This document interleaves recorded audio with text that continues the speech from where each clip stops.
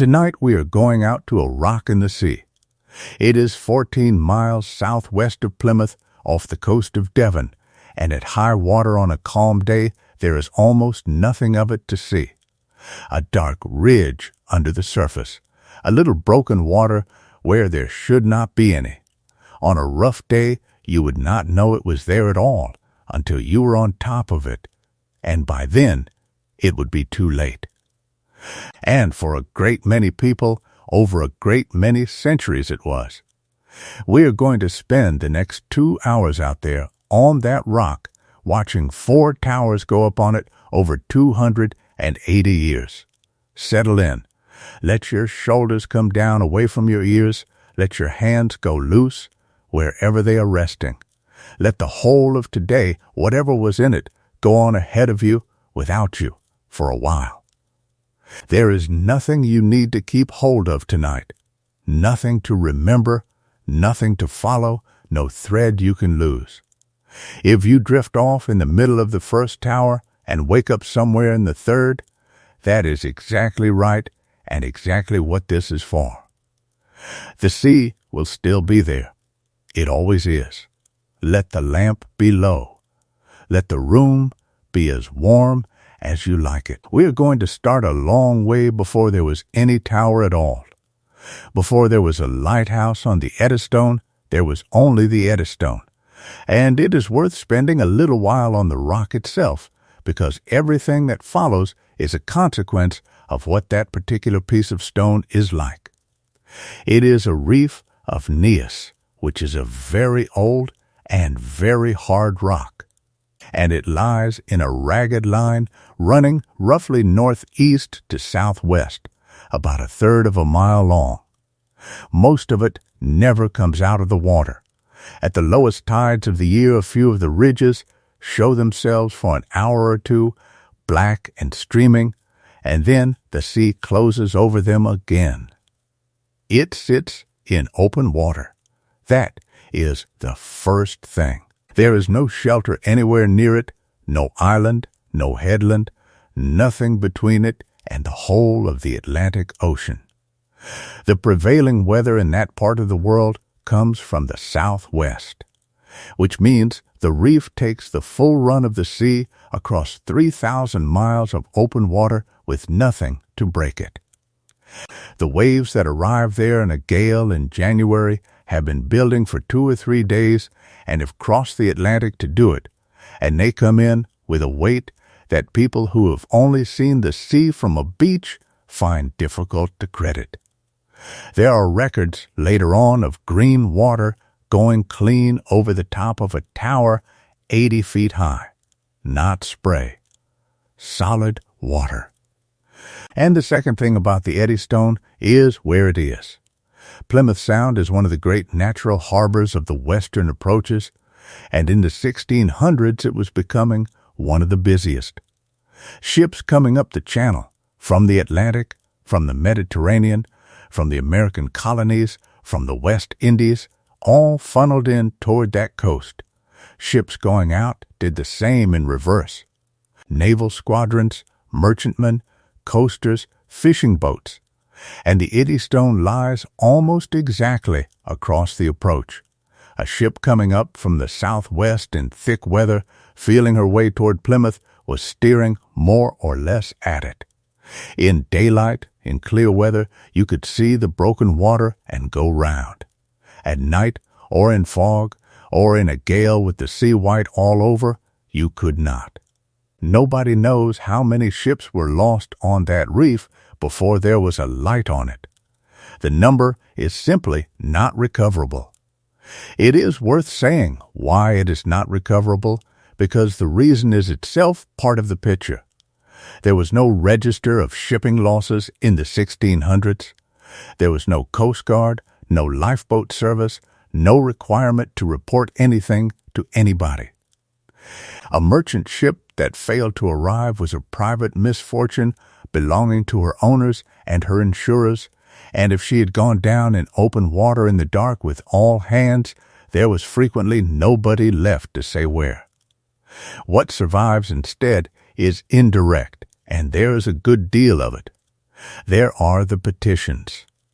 Plymouth merchants and ship owners petitioning repeatedly across decades for something to be done about the rock, and a body of men does not petition for 40 years about a hazard that is not costing them anything. There is the insurance. Rates on voyages into the western approaches carried a premium that everybody in the trade understood and nobody wrote down the reason for. There is the local knowledge, which is the most eloquent of all.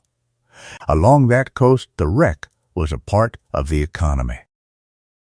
A ship going ashore or breaking up offshore put timber and cordage and cargo into the water, and what came in on the tide belonged, in practice if not in law, to whoever picked it up. There are parishes along that coast whose barns and cottages contain ship's timbers to this day, and where the same families were fishing the same beaches for 400 years. And the reason that tradition exists at all is that there was reliably something to pick up, and there is the one hard number we have, which arrives from the wrong direction. In the 2 days after Winstanley's tower went down in the great storm, before anybody had had time to do anything at all about it, a merchant ship came up the channel and ran onto the Eddystone in the dark and was lost. 2 days, one ship. That is the rate, in bad weather, on a busy approach, when the light is not there. Multiply that across the whole of the 1600s and you have your answer. And it is why a man with no engineering training and 2 wrecked ships of his own thought it was worth 4 summers of his life. What is recoverable is that by the 1690s, the merchants and ship owners of Plymouth had been complaining about it in writing for a very long time, and that the losses were bad enough to be worth doing something extraordinarily difficult about. Because it was extraordinarily difficult, and it is worth understanding exactly why before anybody attempts it.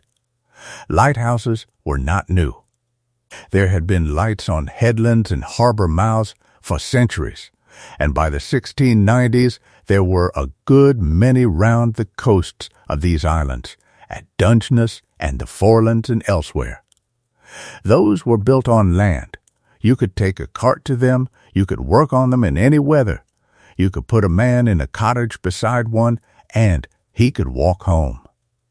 Nobody in the world had ever built a lighthouse on a rock in the open sea.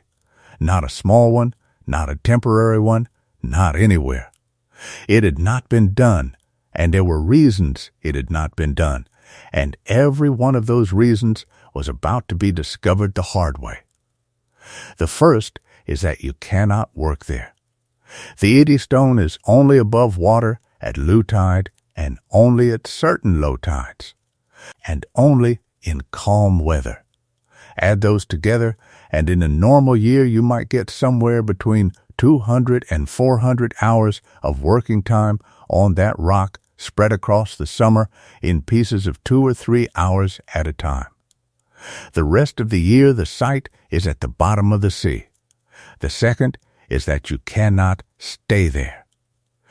There is nowhere to sleep, nowhere to shelter, nowhere to put anything down that will still be there tomorrow.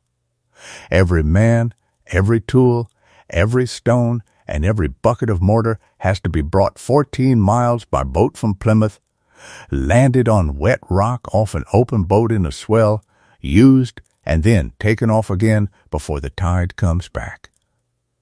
The third is that the sea will take away whatever you leave. Not might. Will, anything not fastened into the rock itself is gone by the following spring. And the fourth, which is the one that killed people, is that 14 miles is a long way in a small boat, and the weather in the western approaches changes faster than a boat can get home. So that is the situation at the end of the 1600s. A reef lying across the entrance to a great harbor, taking ships regularly in the worst possible position made of the hardest possible rock, with the worst possible sea running over it, and no precedent anywhere on Earth for what would have to be done about it. Nothing happened about it for a very long time, and then something happened that has almost nothing to do with engineering. A man decided he wanted to.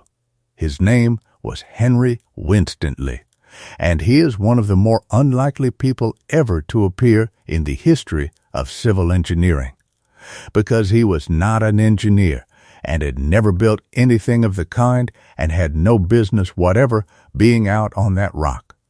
He was born in 1644 in Saffron Walden in Essex. He worked at Audley End, the great house there, first as a porter and then in the household, and he taught himself engraving, and he became rather good at it, and he made a set of engravings of the house that did well.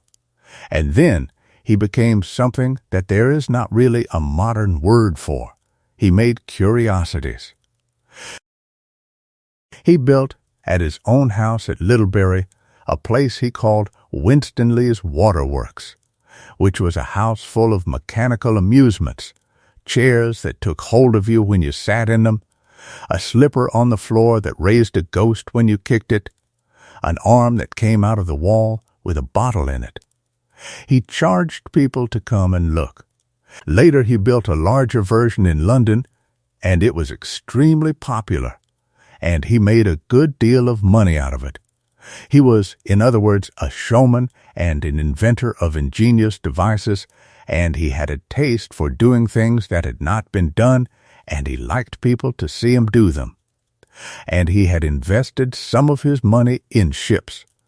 2 of them were wrecked on the Eddystone, one in 1695 and one shortly after.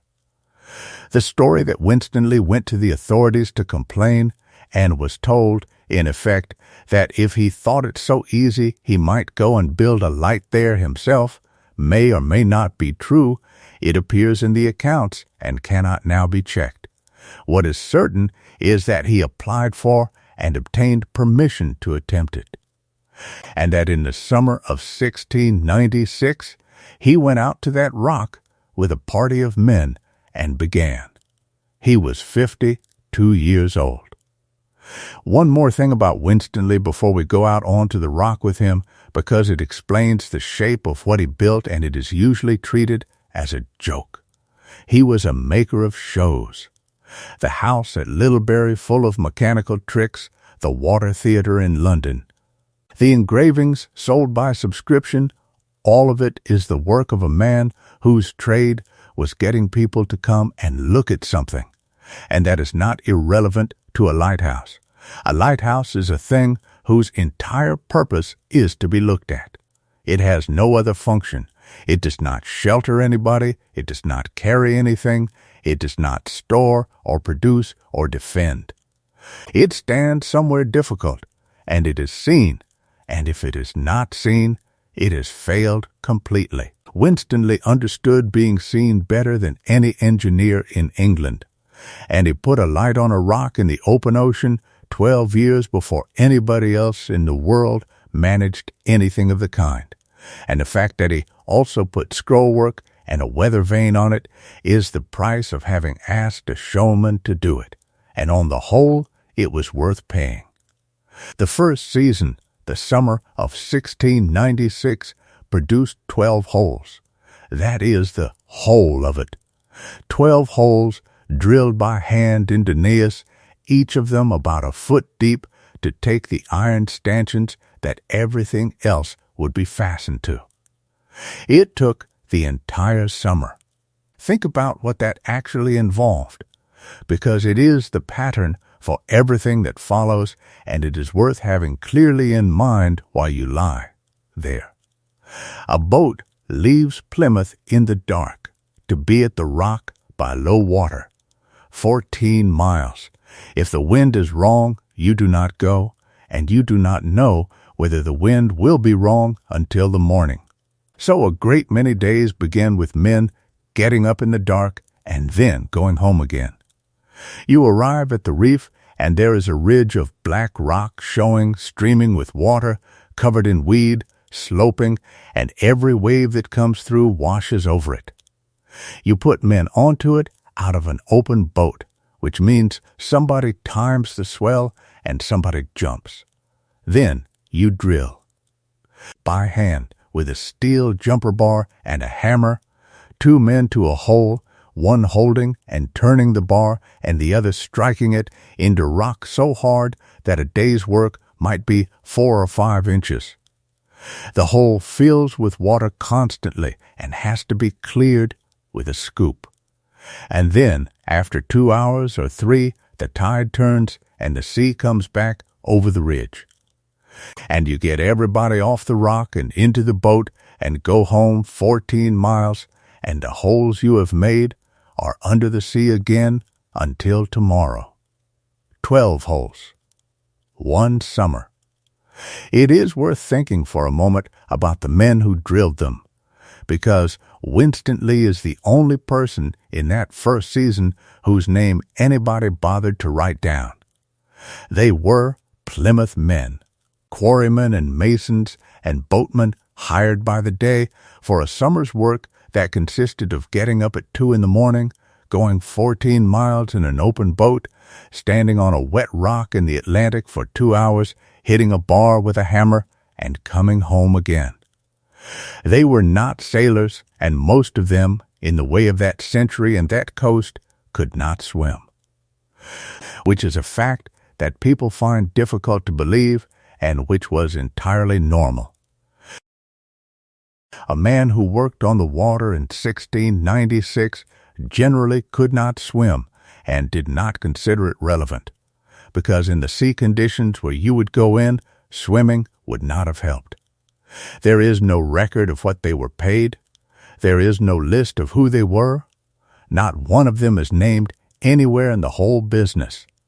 And every stone of every one of those 4 towers was put where it is by men in that position, and the reason we know the names Winston Lee and Rudyard and Smeaton and Douglas and not one single name of anybody who actually stood on the rock is simply that the 4 of them could write and had a reason to. The second season, 1697, was worse. And it is the season in which the whole business became briefly a matter of national interest, for reasons that had nothing to do with lighthouses. England was at war with France. The Channel was not safe. Winston Lee had asked for and been given the protection of a naval vessel while he worked, because a party of Englishmen standing about on a rock 14 miles offshore in an open boat is about as defenseless a thing as could be arranged. On one day, in June of that year, the naval vessel was not there. Accounts differ as to why. A French privateer came in, took the whole working party off the rock, destroyed what had been built, and carried Winston Lee off to France as a prisoner. And then something happened that people have enjoyed for 300 years, and that is, as far as anyone can tell, entirely true. When the King of France learned what had been done, he ordered Winston Lee released and sent home. And the men with him too, and the reason given was that France was at war with England and not with humanity, and that a lighthouse on that rock would be for the benefit of every seaman of every nation. Winston Lee was back on the Eddystone within weeks. By the end of that second summer, the 12 iron stanchions were in, and a solid base was going up around them, and in the third season. 1698, he built the tower. It was, by any modern standard, a strange thing. It stood about 80 feet from the rock, and it was made of wood on a stone base, and it was ornamented in a way that no engineer would ever have ornamented anything. It had an open gallery. It had a projecting crane. It had iron candlesticks on the outside and carved scrollwork and a weather vane, and inscriptions cut into the stonework, and a stateroom with 2 windows and a chimney. It looked, and there is no unkind way to say this, like something a man who built mechanical amusements would build. It looked like a folly that had been put in the sea. And on the 14th of November, 1698, the candles were lit in it. And for the first time in the history of the world, there was a light burning on a rock in the open ocean. The first winter nearly finished it. Winstanley himself spent part of that winter in the tower, and he came away from it with a much better understanding of what he had actually built. The seas in a southwesterly gale did not break against the tower. They went over it. Water came in at the gallery. The tower moved.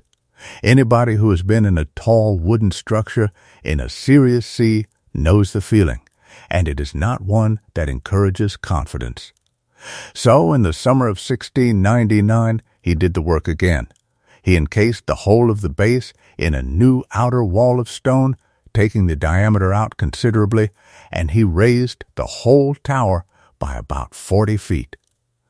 And he added more stone above the original base, and when he had finished it, stood 120 feet or so. And it was a great deal heavier and a great deal stronger, and it still had the gallery and the scroll work and the weather vane, because he was still Henry Winstanley. And then it stood there for 4 years, and it worked. That is the part that gets forgotten, so it is worth saying plainly before we come to the end of it. Henry Winstanley, a showman and engraver from Essex with no engineering training of any kind, went out to the worst site in the western approaches, and by doing something nobody had ever done, and doing it 4 summers running, put a working light on the Eddystone rock. And it burned every night for 4 winters, and in those 4 years not one ship was lost on that reef. Not one. After a century of losses.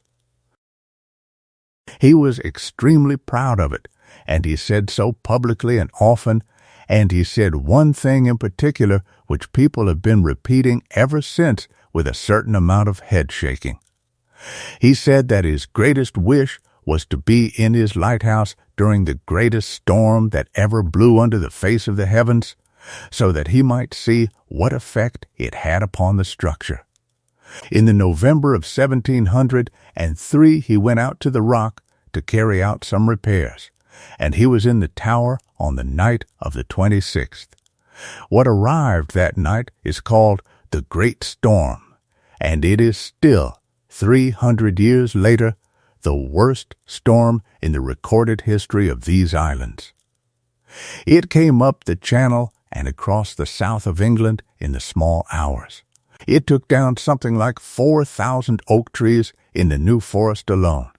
It stripped the lead off the roof of Westminster Abbey. It drove ships from the Downs anchorage out into the North Sea and wrecked them there. The Royal Navy lost more than a dozen ships and something over 1,000 men in a single night. Chimneys came down all over London and killed people in their beds. The Bishop of Bath and Wells and his wife were killed by a falling chimney stack at Wells. Contemporary estimates of the dead run to 8,000 and more, and the true figure is not knowable. Since we are out in it anyway, it is worth staying with that storm for a few minutes, because it is the largest weather event in the recorded history of these islands, and because almost nobody now has any idea how large it was.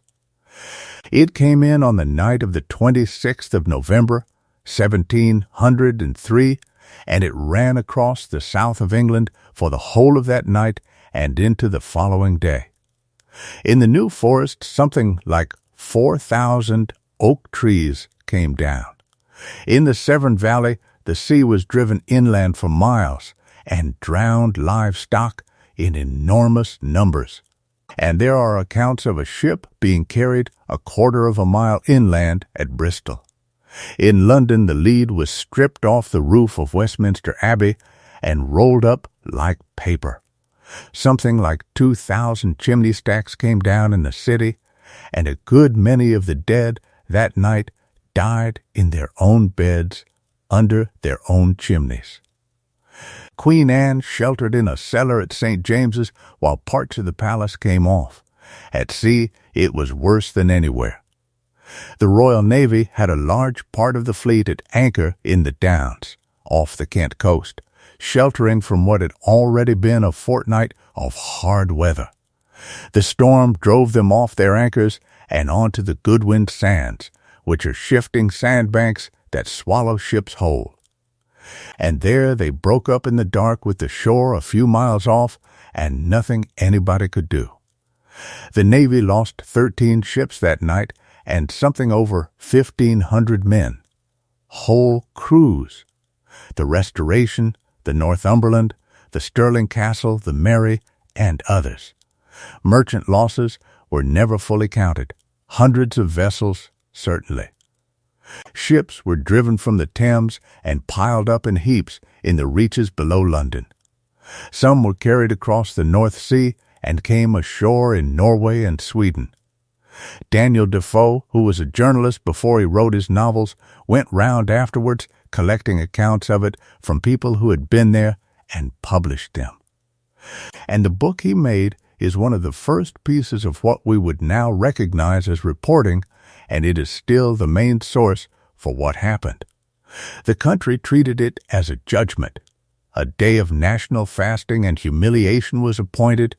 Sermons were preached about it for years. And out at the far west of it, at the very beginning of the night, before the storm had reached London at all, 120 feet of wood and stone on a reef 14 miles off Plymouth had already been taken off the rock so completely that in the morning there was nothing to show that anybody had ever built anything there. On the morning of the 27th of November, 1703, people looked out toward the Eddystone. There was nothing there. Not a ruin, not a stump, not a broken shell of a tower. The rock was bare. The only things left were some of the iron stanchions, twisted, still in their holes in the Neas, and a piece of chain. Winstanley was gone, and so were the keepers, and so were the men who had gone out with him for the repairs, and none of them was ever found. He had been 59 years old.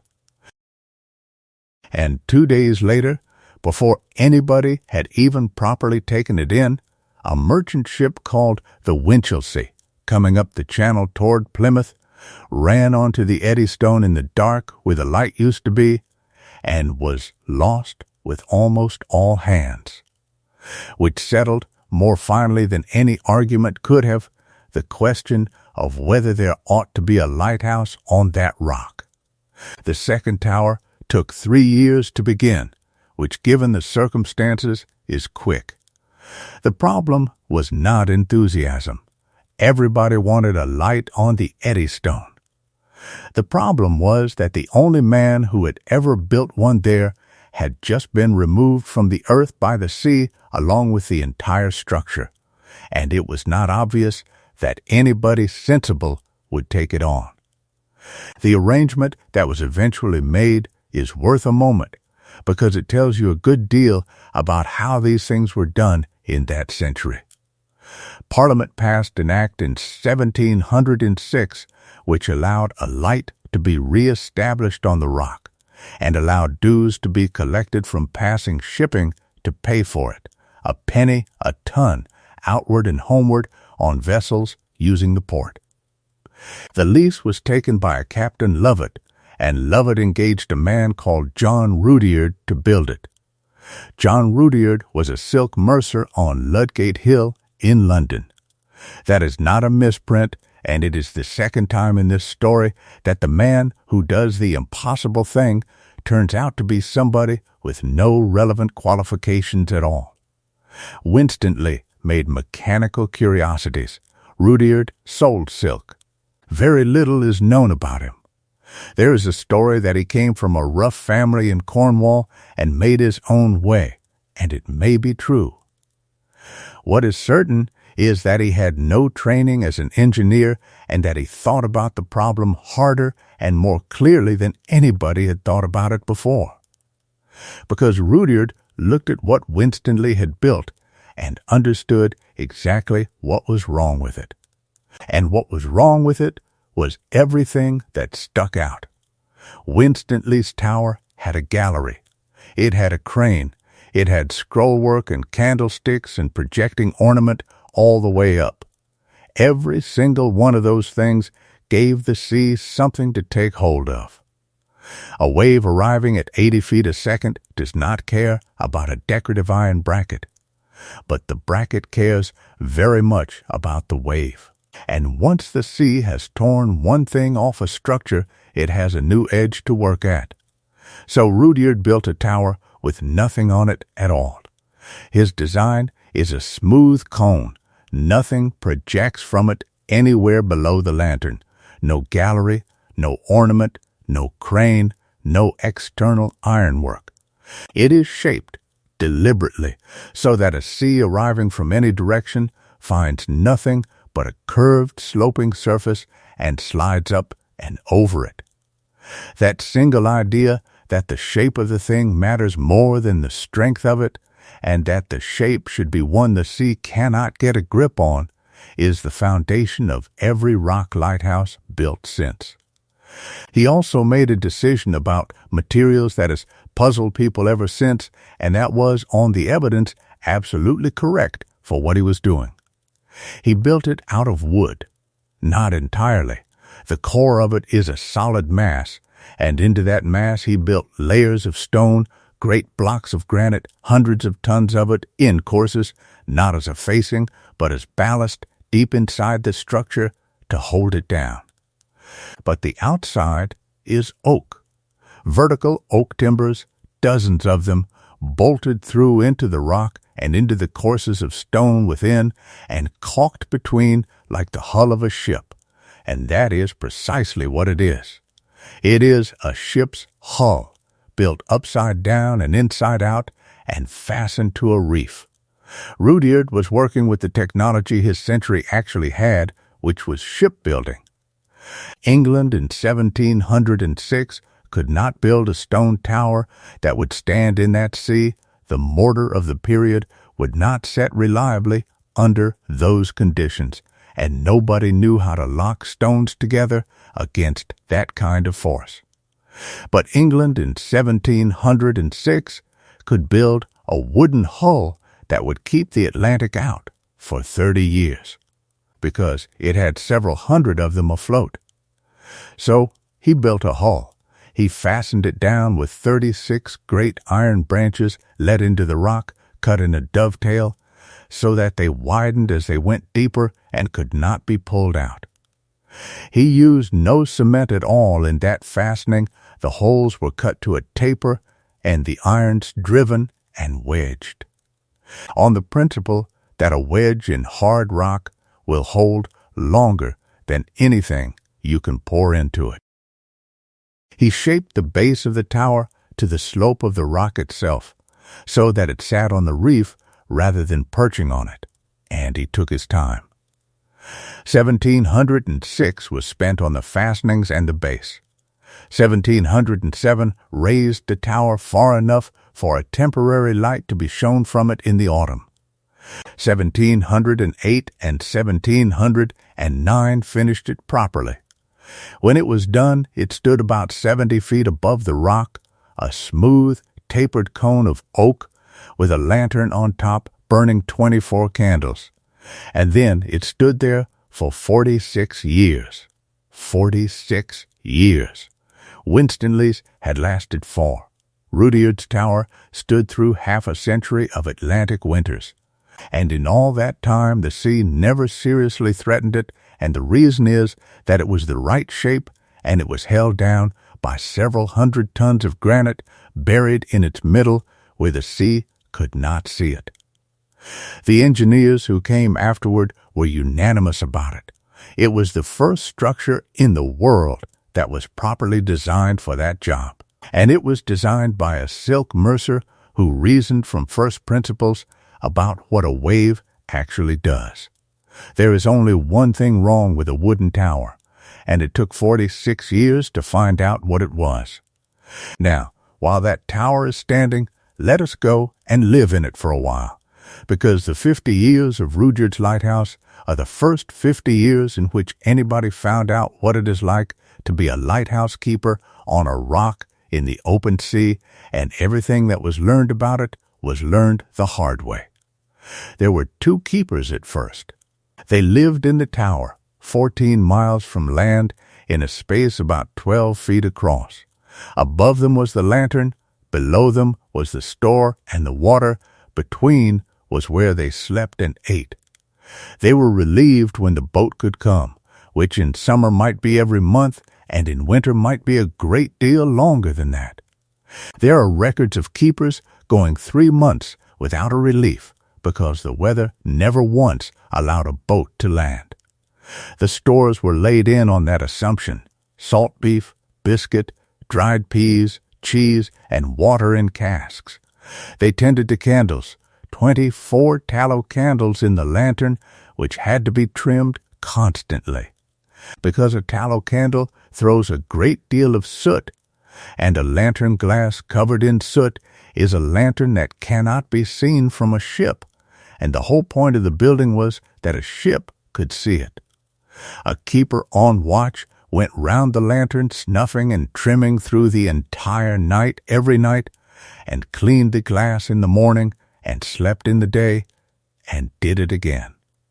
It is a life of enormous regularity in an extremely small space with one other person, and for most of the 18th century that is exactly how it was done everywhere: 2 keepers to a rock light.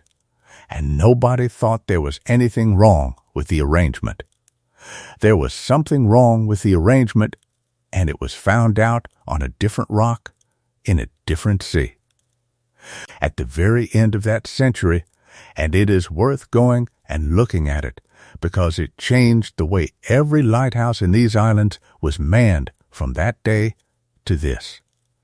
Leave the Eddystone for a few minutes and go northwest, round Land's End and up across the Bristol Channel to a group of rocks called the Smalls, about 20 miles off the Pembrokeshire coast. There was a lighthouse there, put up in the 1770s by a Liverpool man called Henry Whiteside, who was, in the tradition of this whole story, not an engineer either. He was a maker of musical instruments. His tower was unlike anything at the Eddystone. Instead of a solid mass, he built a house on legs, a wooden cabin raised up on 9 great pillars, so that the sea would go through underneath it rather than against it. It looked precarious, and it looked temporary, and it stood for 80 years, which suggests he understood something. In the winter of 1801 there were 2 keepers on it. They were both called Thomas Howell and Thomas Griffith. They were known, unfortunately, to argue. They had been heard arguing ashore, and this fact is the whole hinge of what happened next. In the middle of that winter, Thomas Griffith died.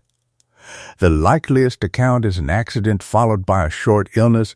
There is no suggestion, and never was, that it was anything else. And Thomas Howell understood, alone on a wooden box on stilts 20 miles out in the Irish Sea, that if he put his companion over the side and then went ashore and said that Griffith had died and that he had committed the body to the water, there was a strong likelihood that he would be tried for murder and hanged, because everybody within 30 miles knew the 2 of them did not get on. So he did not put him over the side. He built a coffin out of the partition boards of the cabin with the tools that were in the tower, and he put Griffith into it, and because he could not get it down inside and would not keep it with him, he lashed it to the outside of the lantern gallery, in the open air, where it would be visible and where nobody could ever say he had concealed anything. And then he kept the light burning alone night after night, while the weather refused to let a boat come. It was 4 months. The gales came one after another out of the Atlantic that winter, and the Relief could not get out. Passing ships saw the Smalls light burning as it always had, and reported nothing wrong, because there was nothing wrong with the light. The light was perfect. It was the only thing Thomas Howell had left to be perfect about, and he was perfect about it for 4 months. The coffin came apart in the weather. That is the detail everybody remembers, and it is the one there is least point dwelling on. What matters is that when a boat finally reached the Smalls in the spring, the light had not failed on a single night. Howell was taken off. He was, by the account of the men who came for him, so changed that people who knew him did not know him at once, and he did not go back to sea, and he did not live long afterwards. And the service drew the obvious conclusion, and drew it permanently. From that time onward, on every rock lighthouse in these islands, there were 3 keepers and never 2. So that if one man died there, would still be 2 left, one to keep the light and one to be a witness. That rule was made because of Thomas Howell, and it was still in force 180 years later when the last keepers came off the last rock light, and in all that time not one man ever had to do again what he did.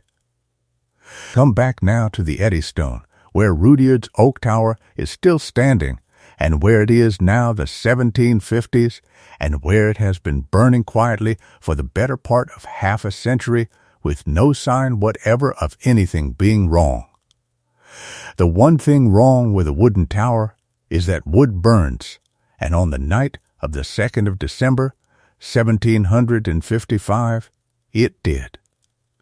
The keeper on watch was a man called Henry Hall. He was 94 years old, which is not a misprint either, and he had been a keeper on the Eddystone for a long time.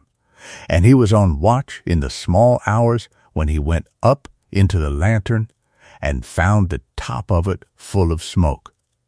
Nobody knows exactly how it started. The likeliest explanation is a spark from one of the candles catching in the soot and grease that coated the inside of the lantern roof, which had been accumulating for 46 years of tallow smoke, and which was in effect a layer of fuel painted onto the ceiling.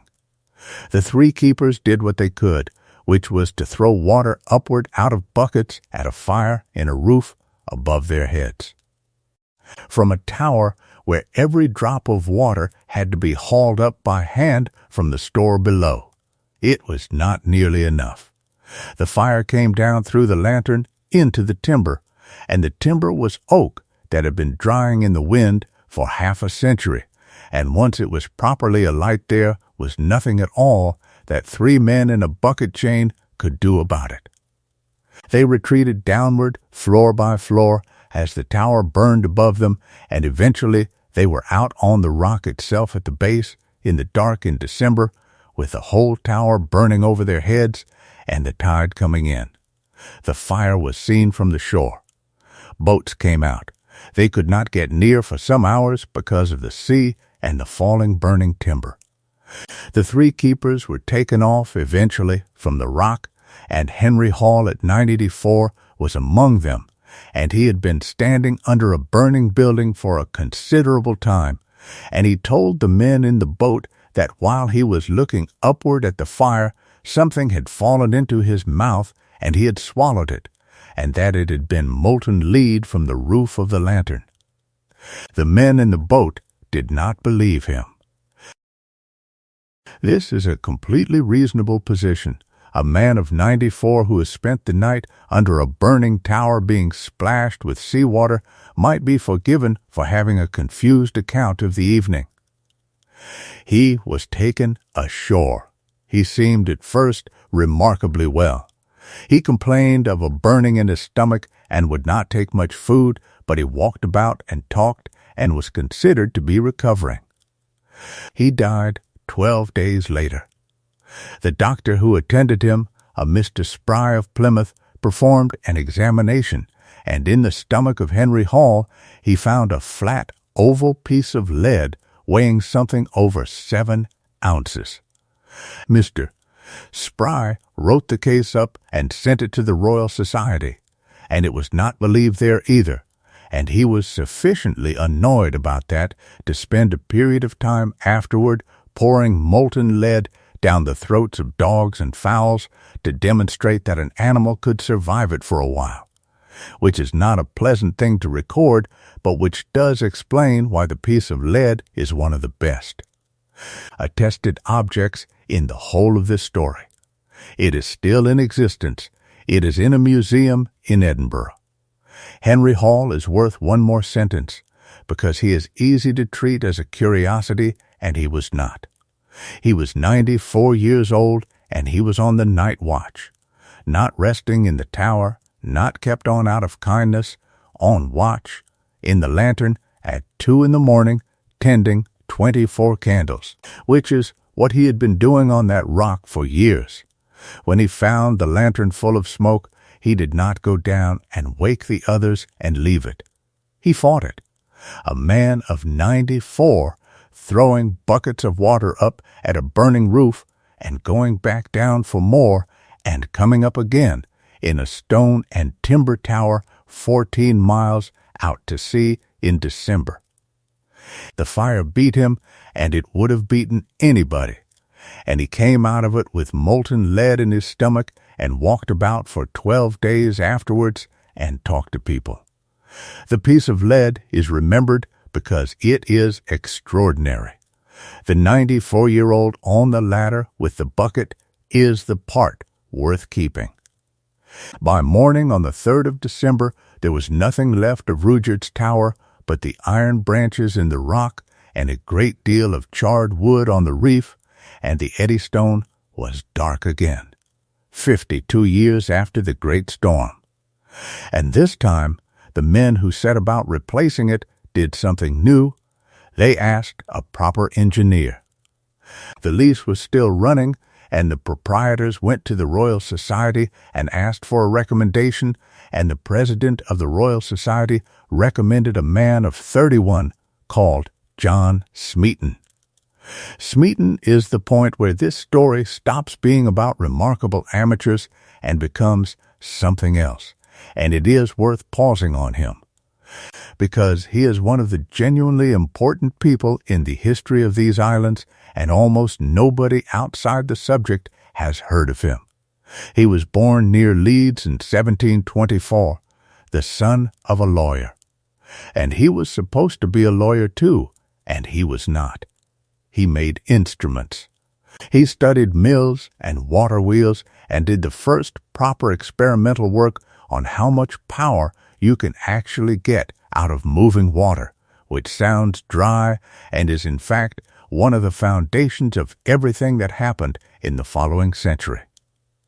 He was the first man in these islands to call himself a civil engineer, and the word is his in the sense that he was the first to use it to mean a person who builds things for peaceful purposes as opposed to a military engineer who builds fortifications.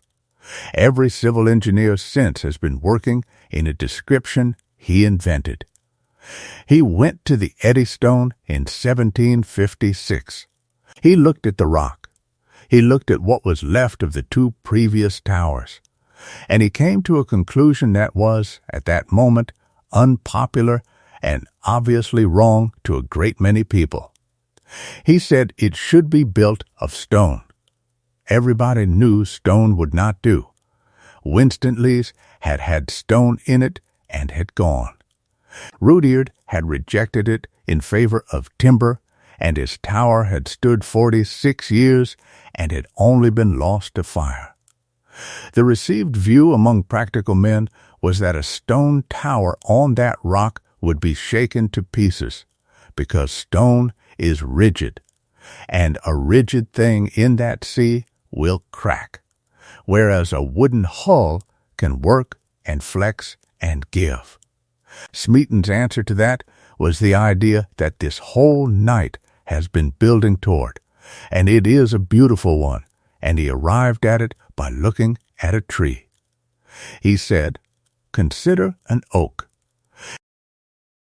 It stands in the open in the worst gales for hundreds of years. It is broad at the base, and it curves inward as it rises, and it tapers to the top. The wind gets less purchase the higher it goes, and the weight is all low down, and the whole form is a curve. So he drew a tower in the shape of the trunk of an oak, not a cone like Rudyard's, a curve wide at the foot, drawing in sharply, then rising almost straight with a flare at the base where it meets the rock, so that there is no angle anywhere for the sea to strike squarely. That profile is the reason you would recognize a lighthouse if you saw one in silhouette.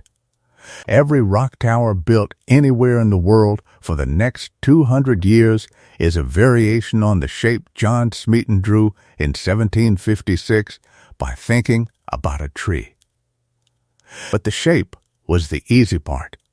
The hard part was the two problems that had defeated stone before, and he solved both of them, and both solutions are still in use.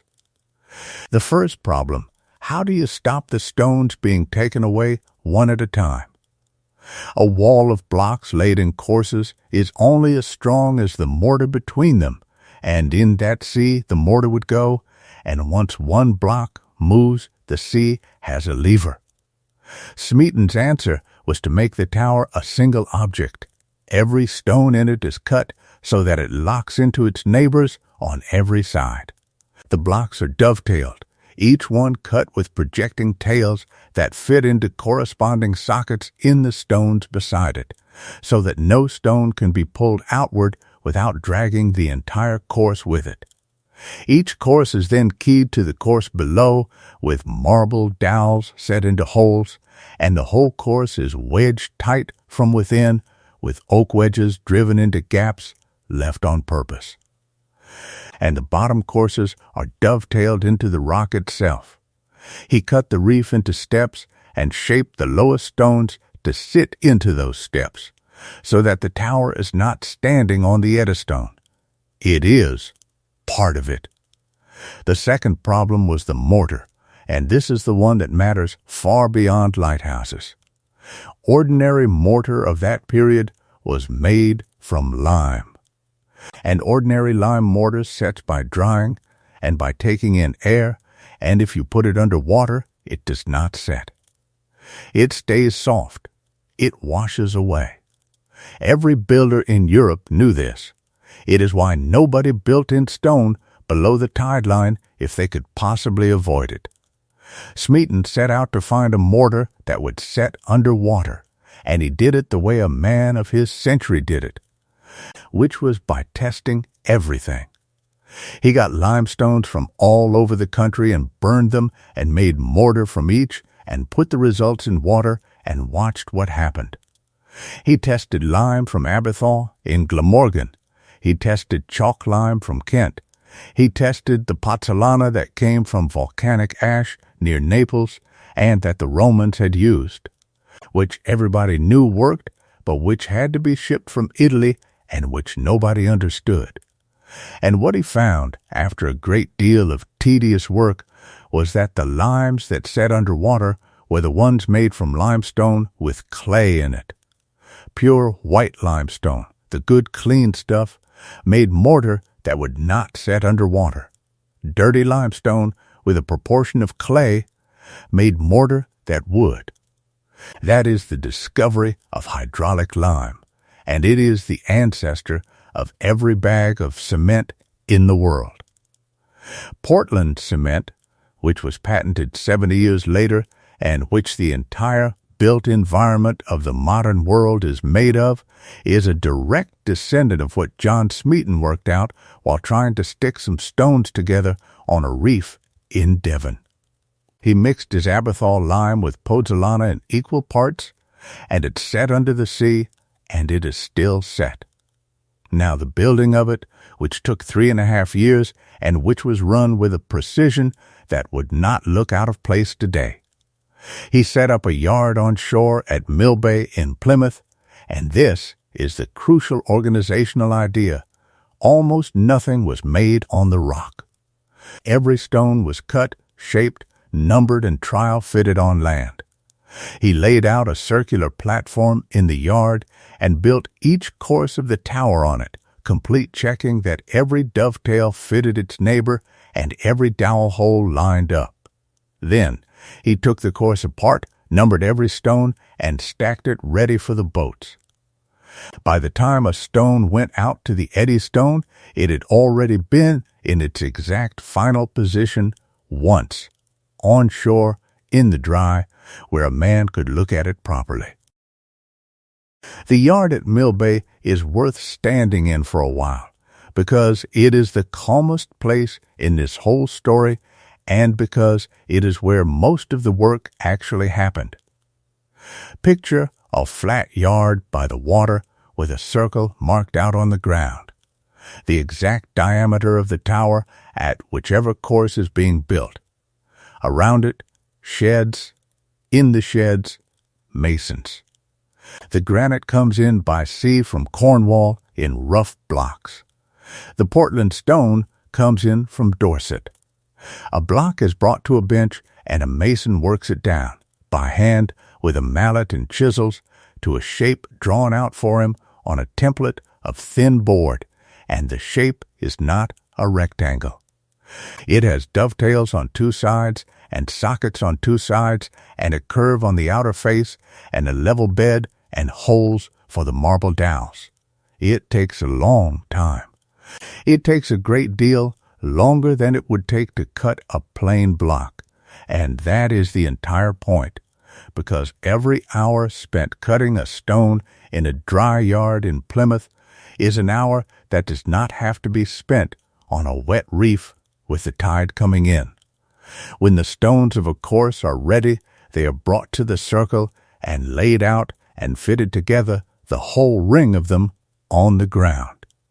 In the dry, and Smeaton or his foreman goes round it and looks at every joint. If a dovetail is a hair too tight, it is eased. If a bed is not true, it is worked down. Any stone that is wrong is found here, in a yard by daylight, with a man standing over it who has as long as he likes. Then the course is marked. Every stone gets its number cut into it.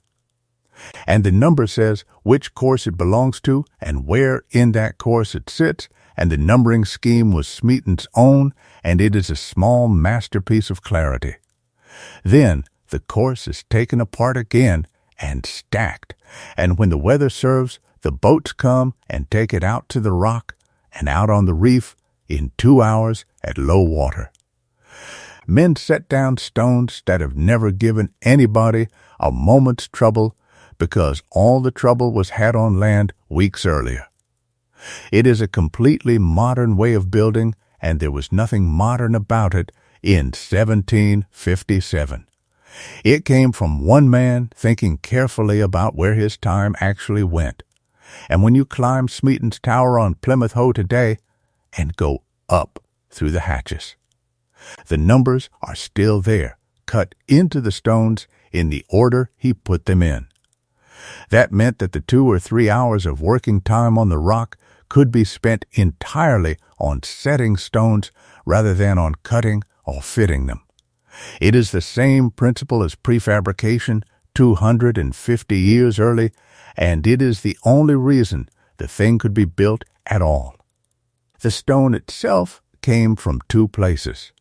The outer casing is Cornish granite from quarries near Land's End, chosen because it is hard and takes the sea. The inner blocks are Portland stone from Dorset, which is softer and easier to work. 990-odd stones went into it, about 1,000 tons.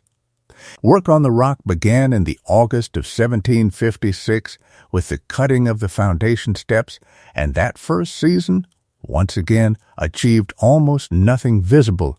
They dressed the rock into 6 level steps and got a little way with the fixing. The pattern of the place had not changed at all since Winstanley. Boats out in the dark, 2 or 3 hours on a wet ridge. Everybody off before the tide. Smeaton did make one improvement in the arrangements which saved an enormous amount of time, which was to moor a vessel permanently near the reef so that the working party could live out there rather than making the 14-mile passage twice a day. It was not comfortable. A small ship at anchor in open water off Devon is not a restful berth. But it meant that when a 2-hour window opened at 4 in the morning, the men were already there. The first stone was laid on the 12th of June, 1757. They built through that summer, and the next, and the tower rose out of the reef, and the whole business ran on the tide table and the wind, and there were seasons when weeks went by with nothing done at all. It was finished in the autumn of 1759, and the light was first shown on the 16th of October of that year. It stood 80 feet or so above the rock. The lowest 30 feet or so was solid stone, no rooms, no openings, nothing but 1,000 tons of dovetailed granite. Above that, 4 small rooms, one above another, reached by ladders through hatches in the floors, and above them the lantern with 24 candles in it. Over the doorway Smeaton had cut a Latin inscription, "Except the Lord build the house, they labor in vain that build it." And on the last stone, laid at the top, the word Luz Deo. Praise be to God. He then went away and did a great many other things for another 30 years.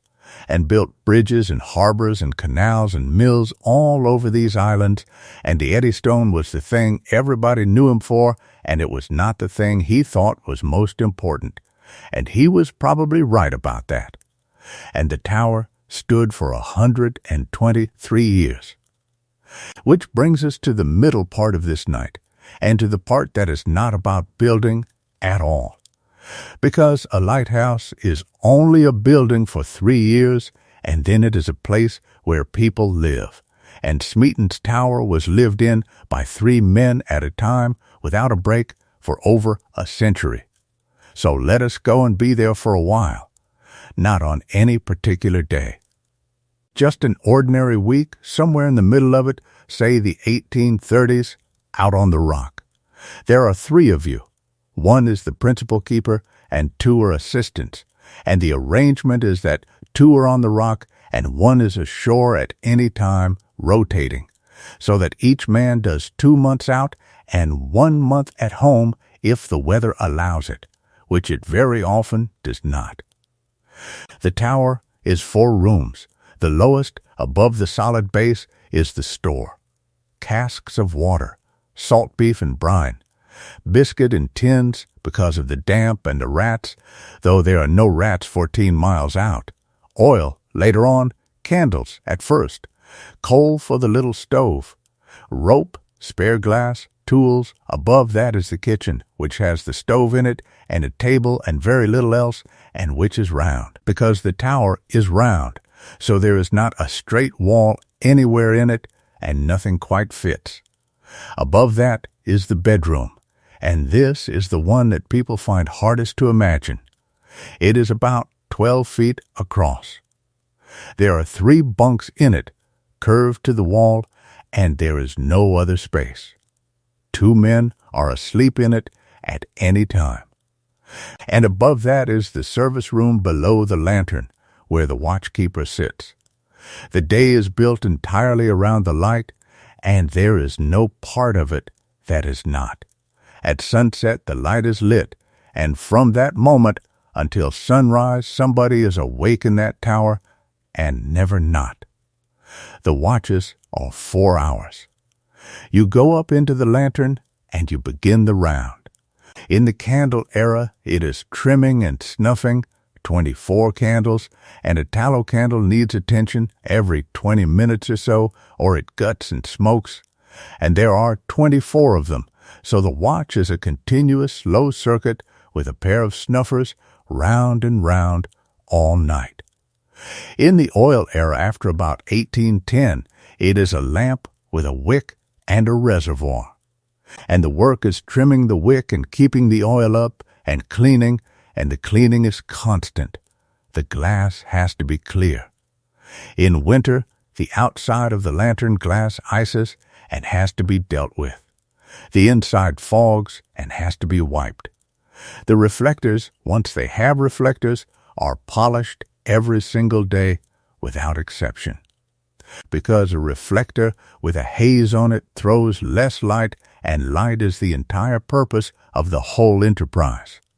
And every so often through the night you look out at the sea and you see nothing at all, because it is dark, and it is 14 miles from anywhere. At dawn the light goes out and the real work starts. The lantern is cleaned, all of it.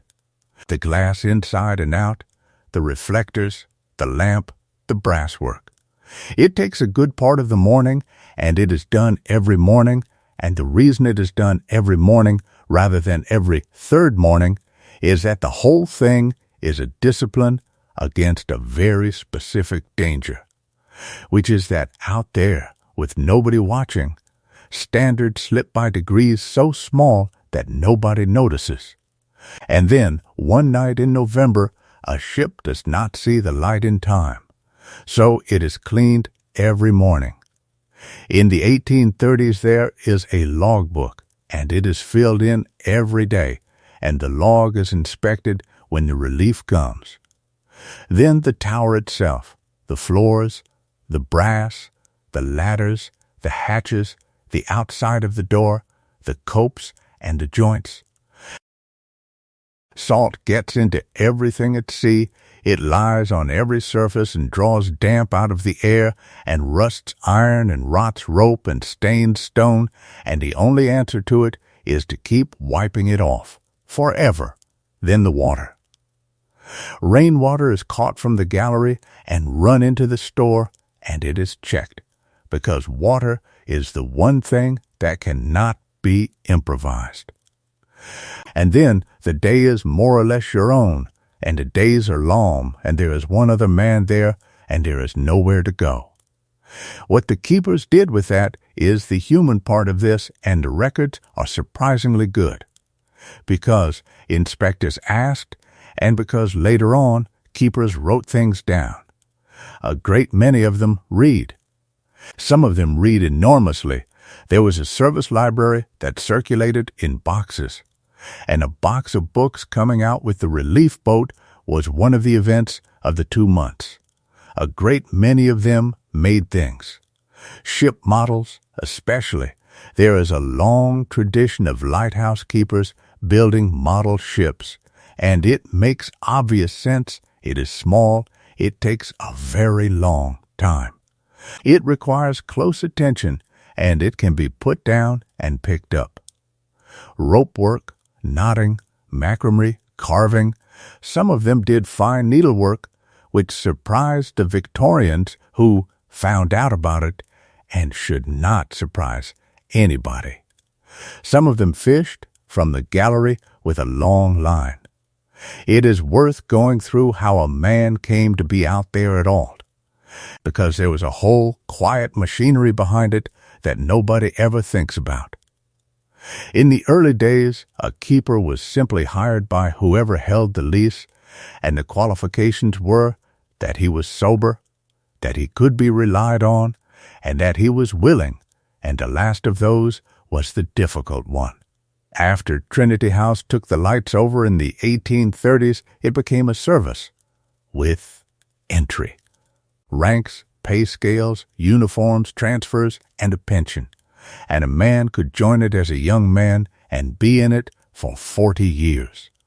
A great many keepers came out of the merchant service or the Navy, for the obvious reason that a man who has spent 10 years at sea is not troubled by being surrounded by it. A great many others were the sons of keepers, because it was a job that ran in families, and because a boy who has grown up at a shore station knows exactly what he is signing up for. You did not start on a rock. you started at a land station, where there was a cottage and a garden, and your family lived with you, and the lighthouse was at the end of the path. Then you might go to an island station, where the family came too, but the island was small, and only then, if you were suited to it, to a rock, where nobody came at all. The pay was not generous, and was never meant to be a fortune. What it was, and what mattered enormously in the 1800s, was certain. It arrived. It did not depend on the harvest or the trade or the weather. There was a pension at the end of it. For a working man in that century, a certain wage and a pension was a very considerable thing, and it is why the service never had difficulty finding people. The victualling was worked out to the last ounce, and the scale is in the records. So much salt beef, so much salt pork, so much biscuit, flour, oatmeal, dried peas, tea, sugar, and a quantity of lime juice against scurvy, which mattered on a 3-month unrelieved winter more than anybody wanted to admit. Fresh food came out with the relief and lasted a fortnight if you were careful. After that, it was the dry stores and whatever you caught over the side. The cooking was done in turn. Each keeper cooked for all three for a week, and then it passed on, and the standard of cooking was, by universal testimony, the single most reliable source of friction in the entire service. Men who could live in 12 feet of space with another man for 2 months without a crossword could be driven to genuine unhappiness by 3 weeks of somebody else's stew. And they were paid to be there, and they were inspected. A Trinity House inspection was unannounced and thorough and went through the logs, the stores, the lamp, the optic, the clockwork, the fabric of the tower, and the state of the brass, and a keeper who was found wanting heard about it, and a keeper who was found excellent heard about that too. Some of them kept birds. There's a good deal about birds in the keeper's records, because a lighthouse at sea in migration season is a thing that birds come to in enormous numbers, drawn to the light, and in the 1880s and 90s, the keepers on several rock lights became genuinely useful amateur ornithologists, keeping records of what came and when. Because they had the best observation post in these islands and nothing whatever to do at 3 a.m, and a great many of them did not do well. That should be said plainly and calmly. 2 months at a time in a 12-foot room with one other person, unable to leave, with the weather deciding whether you go home on the day you are supposed to, is difficult, and it did not suit everybody. And there were men who came off the rock and did not go back. The specific difficulty that the service recognized and named is what happens when a relief is overdue. You are due to be taken off on the 14th. On the 14th it blows and no boat can come. On the 15th it blows harder. You watch the weather all day from the gallery because there is nothing else to do, and you calculate, and you are wrong, and the 17th is worse than the 16th. Your stores are calculated for this, and you are not going to starve. But you were going to see your family on the 14th, and it is now the 28th, and the wind has been in the southwest for a fortnight. That is the hard part of the job, and every keeper who was ever asked said so. The reliefs themselves, when they came, were their own small adventure. A boat cannot tie up to a rock tower.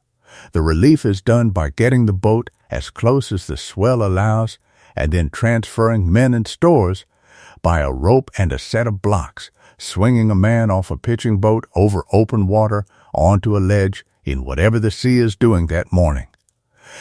It is done in a moment when the boatman judges the swell right, and everybody involved has to do exactly the correct thing at exactly the correct instant. Nobody ever thought this was a good system. It was simply the only one there was. and it went on being the only one until helicopters arrived in the middle of the 20th century. And through all of it, every night, the light.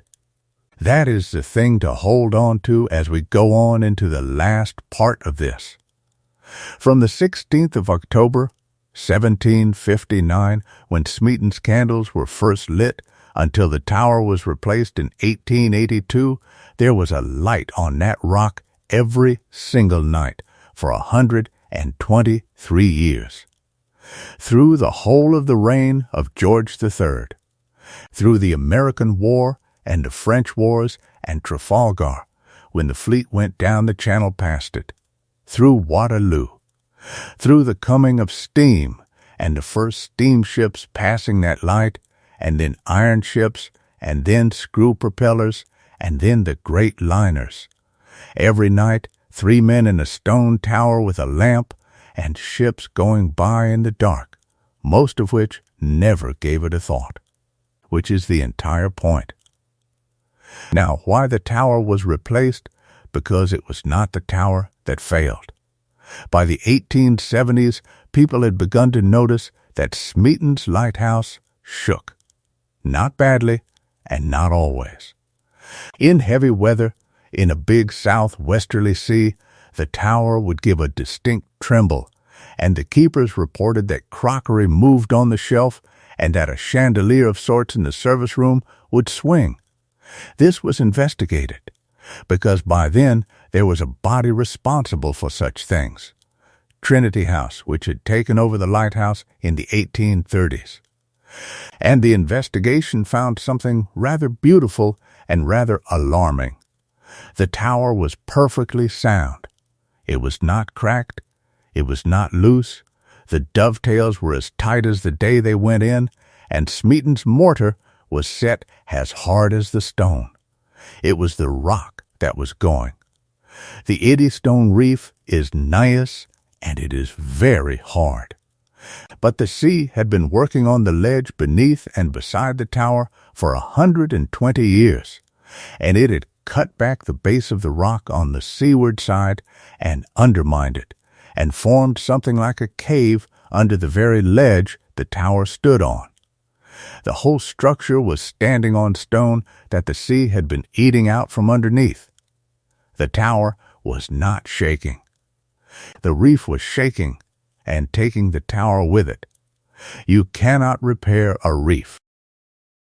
So in 1877, Trinity House decided to build a fourth lighthouse on a different part of the Eddystone reef on rock that had not been undermined, about 120 feet away to the southeast. And the engineer was James Douglas, who had built rock lights before and would build more, and who did what, by that point, everybody did, which was to build a Smeaton Tower. That is not a criticism.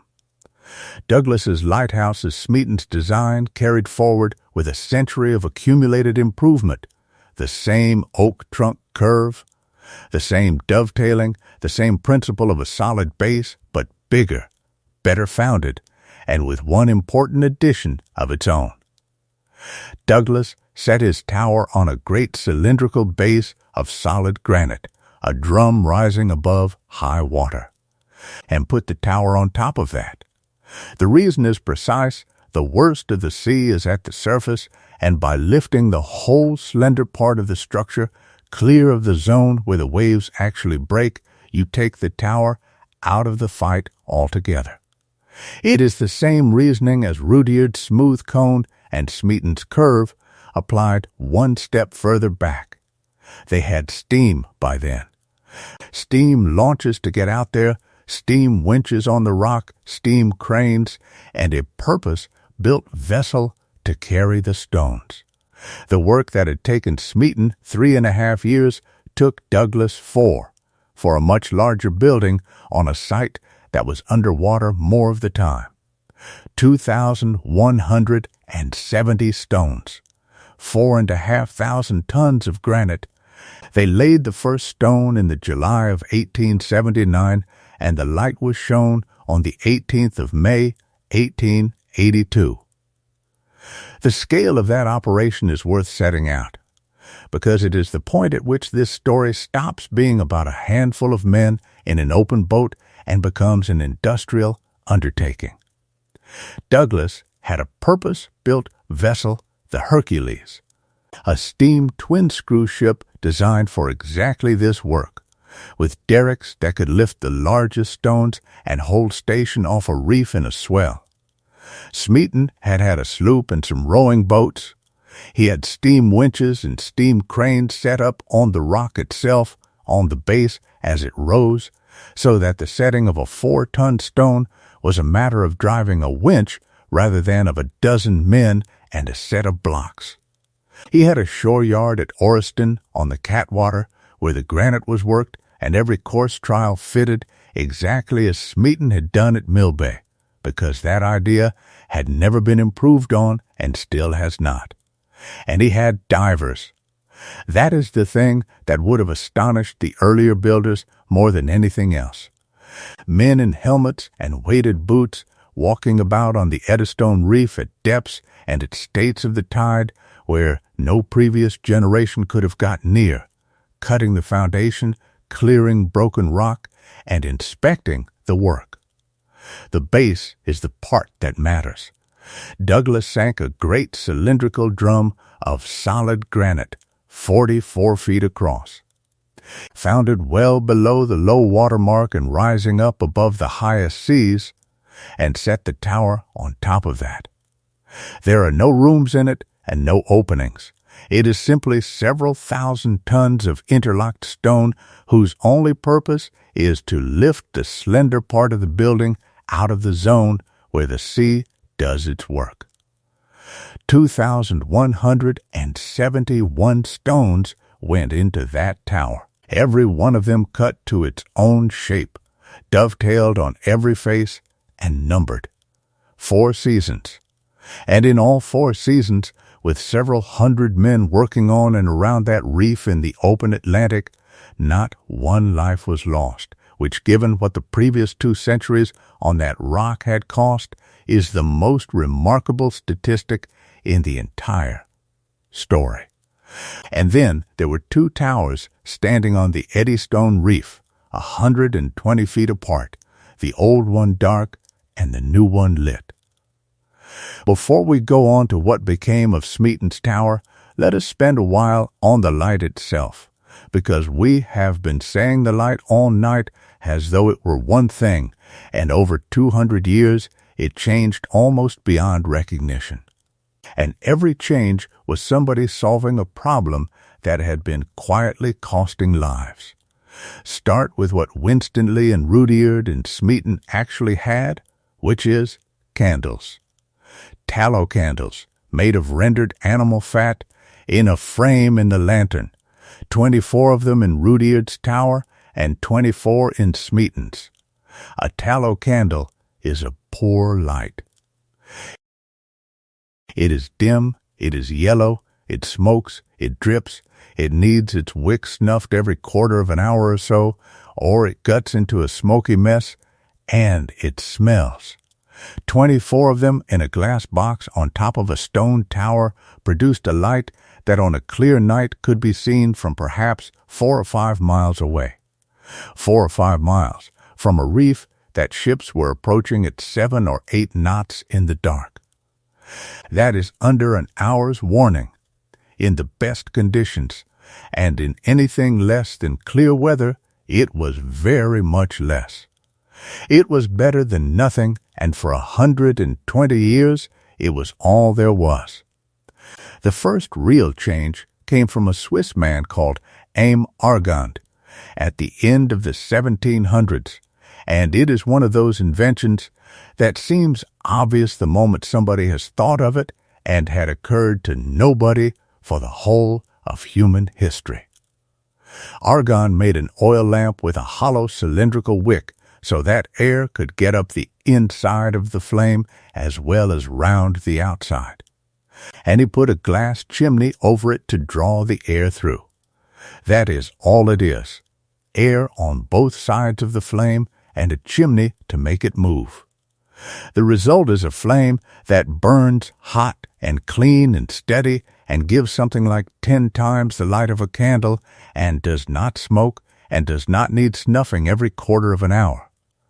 Argand lamps came into lighthouses in these islands in the 1780s and 90s, and the Eddystone got them, and at a stroke the light on that rock became something a ship could actually rely on. The second change was the reflector, and it came in at about the same time. A bare flame throws its light in every direction, which means that the overwhelming majority of the light produced by a lighthouse lamp goes straight up into the sky or down into the sea or sideways into the stonework and does nobody any good at all. Only the tiny fraction that happens to be heading out toward the horizon is of the slightest use. So you put a curved mirror behind the flame shaped as a parabola with the flame at its focus. And every ray that would have gone backward is turned round and sent out toward the horizon in a beam. Lighthouse reflectors of that period were made of copper, coated with silver, hand-beaten into shape, and then polished. And they had to be polished every single day, which is one of the reasons a keeper's mourning was as long as it was. A tarnished reflector is simply a slightly worse mirror, and a slightly worse mirror is a slightly shorter range, and nobody at sea can tell you that it has happened.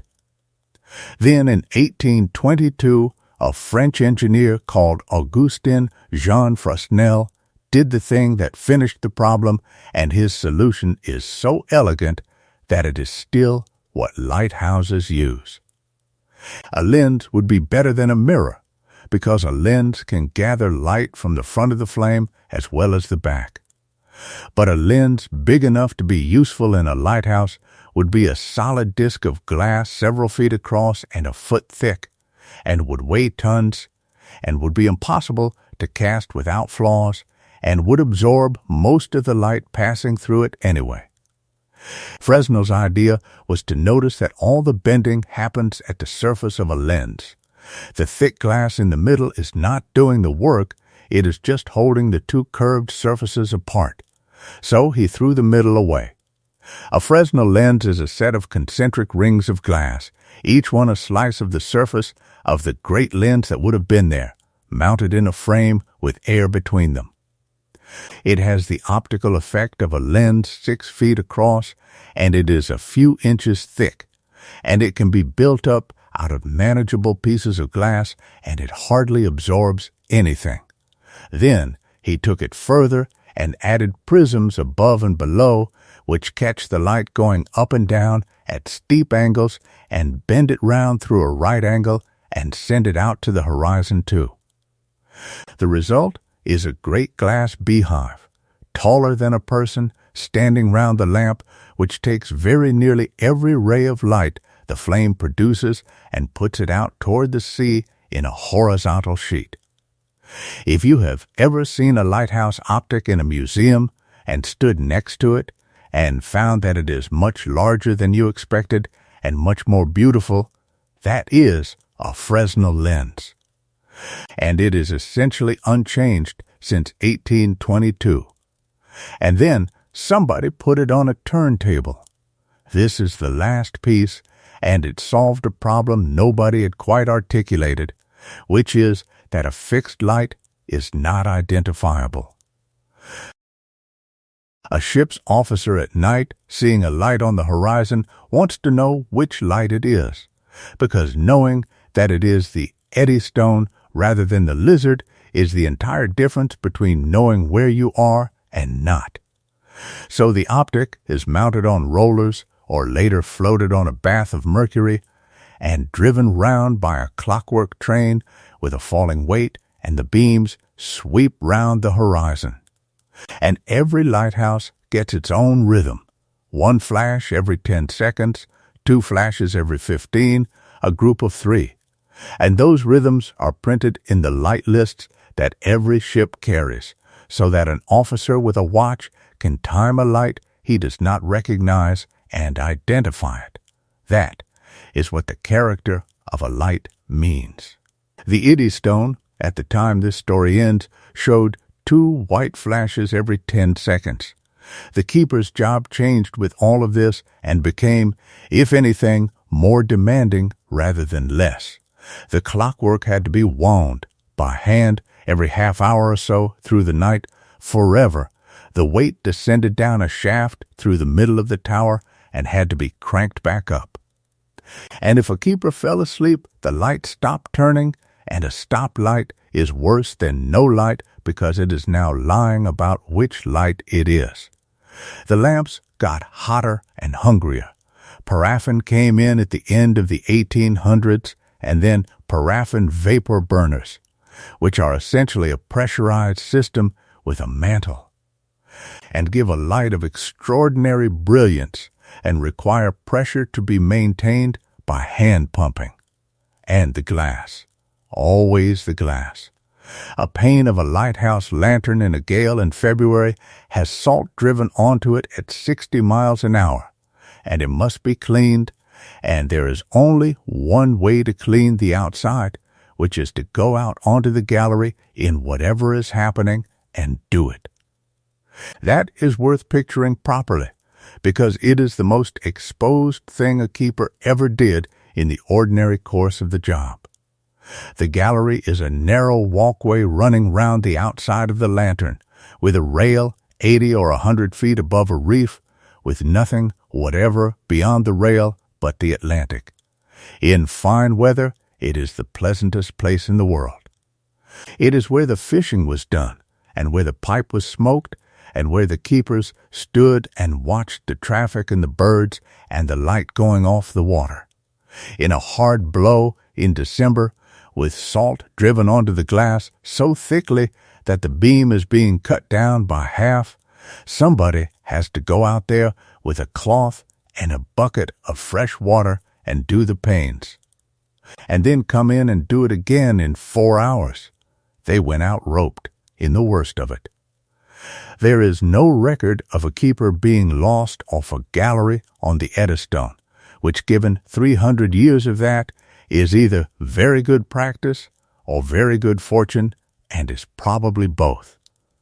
So the light that Henry Winstanley showed from a wooden folly in 1698, visible for 4 or 5 miles on a good night, had become by the end of the 1800s a light visible for 17 miles or more, with a character of its own, turning on clockwork in an optic of ground glass, tended by 3 men who between them had rather more work than they had before. And there is one further thing that needed solving, which has nothing to do with light at all, and which is the reason lighthouses make a noise. Light is no use in fog. That is worth sitting with for a moment, because fog is precisely when a ship most wants to know where the rocks are, and it is exactly the condition in which the most powerful light ever built is invisible at half a mile. So they made sounds. The earliest fog signals were bells rung by hand or by clockwork, and they were nearly useless, because a bell is not loud enough, and because fog does strange things to sound. Then guns, fired at intervals, which are loud and which use a great deal of powder and are unpleasant to serve in a small space. Then explosive charges hoisted on a jib and detonated, which was the Eddystone's arrangement for a long period, and which was as disagreeable a duty as the service had. And finally, in the 20th century, the compressed air siren and then the electric emitter, which give the long, low note that everybody thinks of, sounded on a fixed pattern, so that even the sound has a character and can be identified. Keepers hated the fog signal above everything else. A siren mounted on your own building, sounding every 30 seconds for days at a time, while you were trying to sleep in a room 12 feet across, is a thing that several of them described as the single worst part of the entire job, and one of them wrote that after 4 days of it, he could hear it in the silence for a week afterward. Now, who paid for all this, which is a duller question than it sounds, and turns out to explain a great deal about why the coasts of these islands look the way they do. For most of the period we have been walking through, lighthouses in England and Wales were not public works. They were private businesses. The way it worked was this. If you wanted to put a light somewhere, you petitioned for a patent. And if you got one, you were allowed to build the light and then to collect a toll from every ship that passed and benefited. The toll was collected at the ports, so much per ton, and the money came to you, and the light was your property, and you could sell it or leave it to your children. Winstanley had such an arrangement. So did Lovat and Rudyard's Tower. So, for a long time, did Smeaton's. And it produced exactly the results you would expect from putting a public safety function in private hands with a guaranteed income.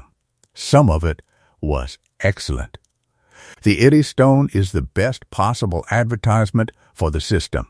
3 private ventures in succession put a light on the worst rock in the western approaches at enormous personal risk, decades before any government would have got round to it. Because there was a return to be had.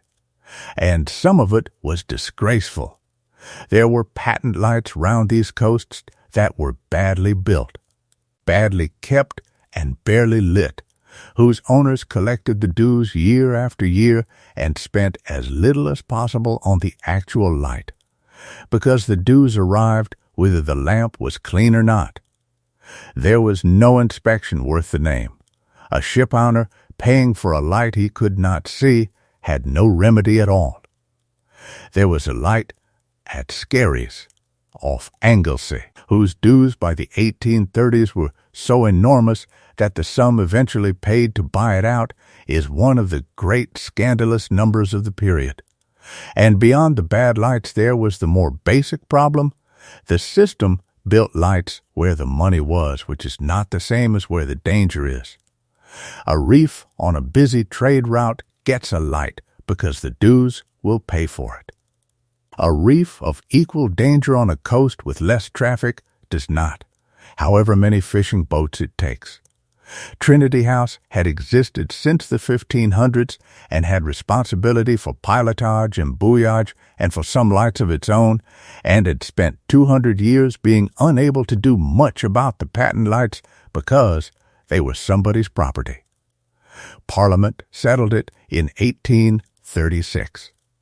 An act was passed compelling the sale of every remaining private lighthouse in England and Wales to Trinity House, and the buying out took years and cost an enormous amount of money, and at the end of it, every light on those coasts belonged to one body with one standard, and could be inspected. The Eddystone came under Trinity House in that period, and from that time the record of it is a different kind of record, not letters and adventures, but inspections and specifications and stores lists, and the long, steady bureaucracy of a service that had decided that the way you keep a light burning for a century is to write down what you did today. And it worked. The professionalization of the lighthouse service in the 1800s is one of the least celebrated and most effective pieces of public administration in the history of these islands, and you can see it in the wreck returns, which fall and fall and fall. Now, the children of Smeaton, because his tower did not only hold up a lamp, it proved something, and the moment it had proved it, people went and did it in a dozen worse places. The first and greatest of them is the Bell Rock, off the Angus coast in the North Sea, and it is worse than the Eddystone in every measurable way. The Bell Rock is a sandstone reef 11 miles off Arbroath, which uncovers for perhaps 2 or 3 hours at low water and is under 12 feet of sea at high water. It had been taking ships for centuries. There is a legend about an abbot of Arbroath fixing a bell to it, and a pirate cutting the bell off and the pirate being wrecked on the same rock later. And the story is almost certainly nonsense and has been told for 400 years. Robert Stephenson built a lighthouse on it between 1807 and 1810 on Smeaton's principles: the oak trunk curve, the dovetailed courses, the solid base, the yard on shore where every stone was cut and trial fitted. He had less working time on the rock than Smeaton had. In the first season, his men could not even land often enough to make a start. So he built a barrack on legs above the rock, and the men lived on it, above the sea, for the working season. That barrack is worth a moment. It was a wooden house standing on great timber legs driven into the reef, the floor of it well above the highest sea, reached by a ladder, and about 30 men lived in it through the summer months, 12 miles from land, above a rock that was under 12 feet of water twice a day. They slept in it while the tide came in underneath them and went out again. In bad weather, the sea broke against the legs, and the whole thing worked and shifted, and there are accounts of men lying in their bunks listening to the Atlantic going past below the floorboards. It was the only way the thing could be built, and everybody involved knew it, and Stephenson himself lived in it, which did a great deal for the willingness of everybody else. The lighthouse took 4 seasons. The barrack stood through all of them and was taken down afterwards, and the stumps of its legs are still in the bell rock and can be seen at low water 215 years later. The Bell Rock Lighthouse was lit in 1811, and it is still there. And it is the oldest surviving sea-washed lighthouse in the world, and it has never been substantially rebuilt. 200 and more winters in the North Sea, and it is still the tower Robert Stephenson put up. His family went on building them for 4 generations.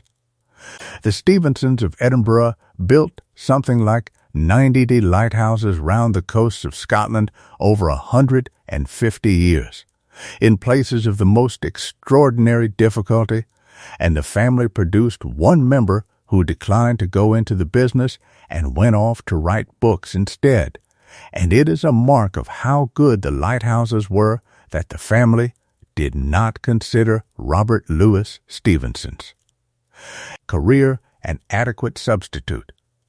Then Skerryvore, which is the one engineers admire most. Skerryvore is a reef 11 miles southwest of Tiree in the Inner Hebrides, out in the full Atlantic, and the sea there is worse than anywhere else in these islands. Alan Stephenson built the tower between 1838 and 1844, and it took 6 seasons. And the first temporary barrack he built on the rock was swept away complete in a storm before the tower was begun and had to be built again. It is 156 feet high of granite, and it is generally reckoned the most graceful lighthouse ever built, and the curve of it is Smeaton's curve refined by 2 generations of people looking at what the sea does. There is a detail about Skerryvore that says everything about what those builders were up against. In the first season, before any stone was laid, Alan Stephenson put up a temporary barrack on the rock so that the men could live out there through the working months rather than lose half of every tide to the passage. It was a substantial thing, a wooden house on legs, well built and properly braced. It went up in the summer of 1838. It was swept away, entire, in a gale the following winter, before a single stone of the lighthouse itself had been set. So they built it again, stronger, in 1839, and that one held, and the men lived in it for 5 seasons, while the tower rose beside them. And when the tower was finished, the barrack was taken down, and there is nothing left of it. A whole building put up twice in the Atlantic, purely so that some men could sleep near their work.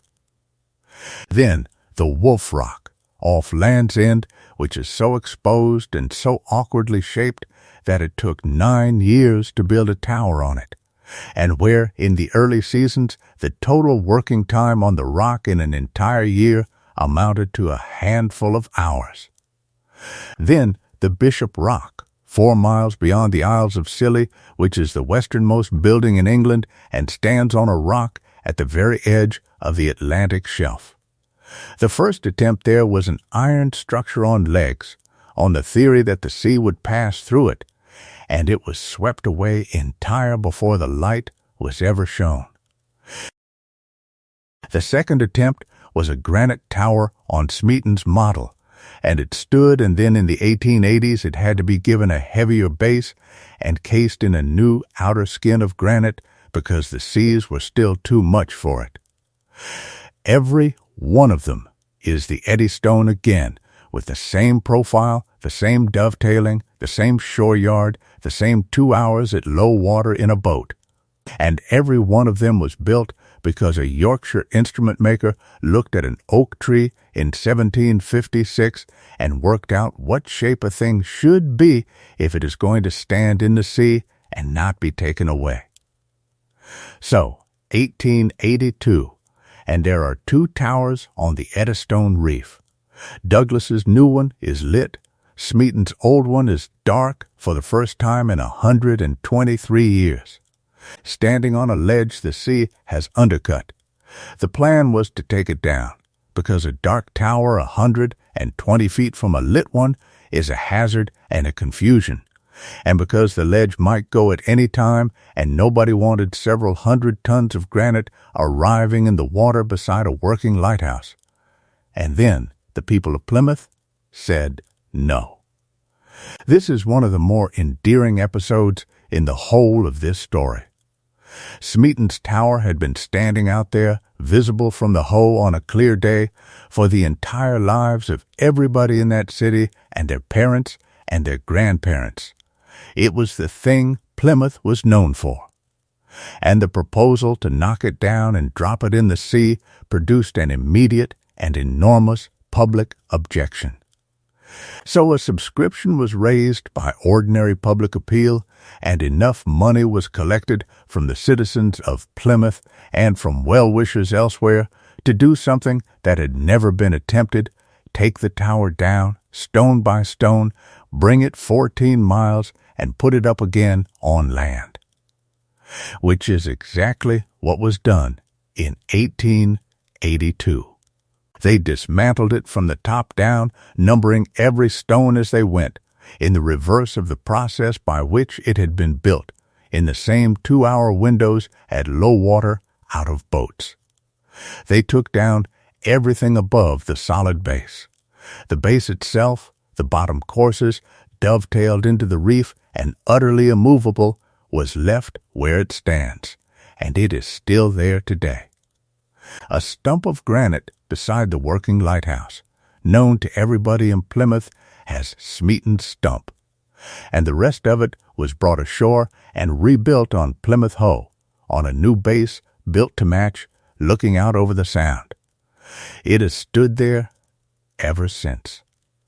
It is red and white now, and there are steps up to it, and you can go inside and climb the ladders through the hatches and stand in the room where 3 men slept in curved bunks 14 miles out to sea and look out of a window at a city.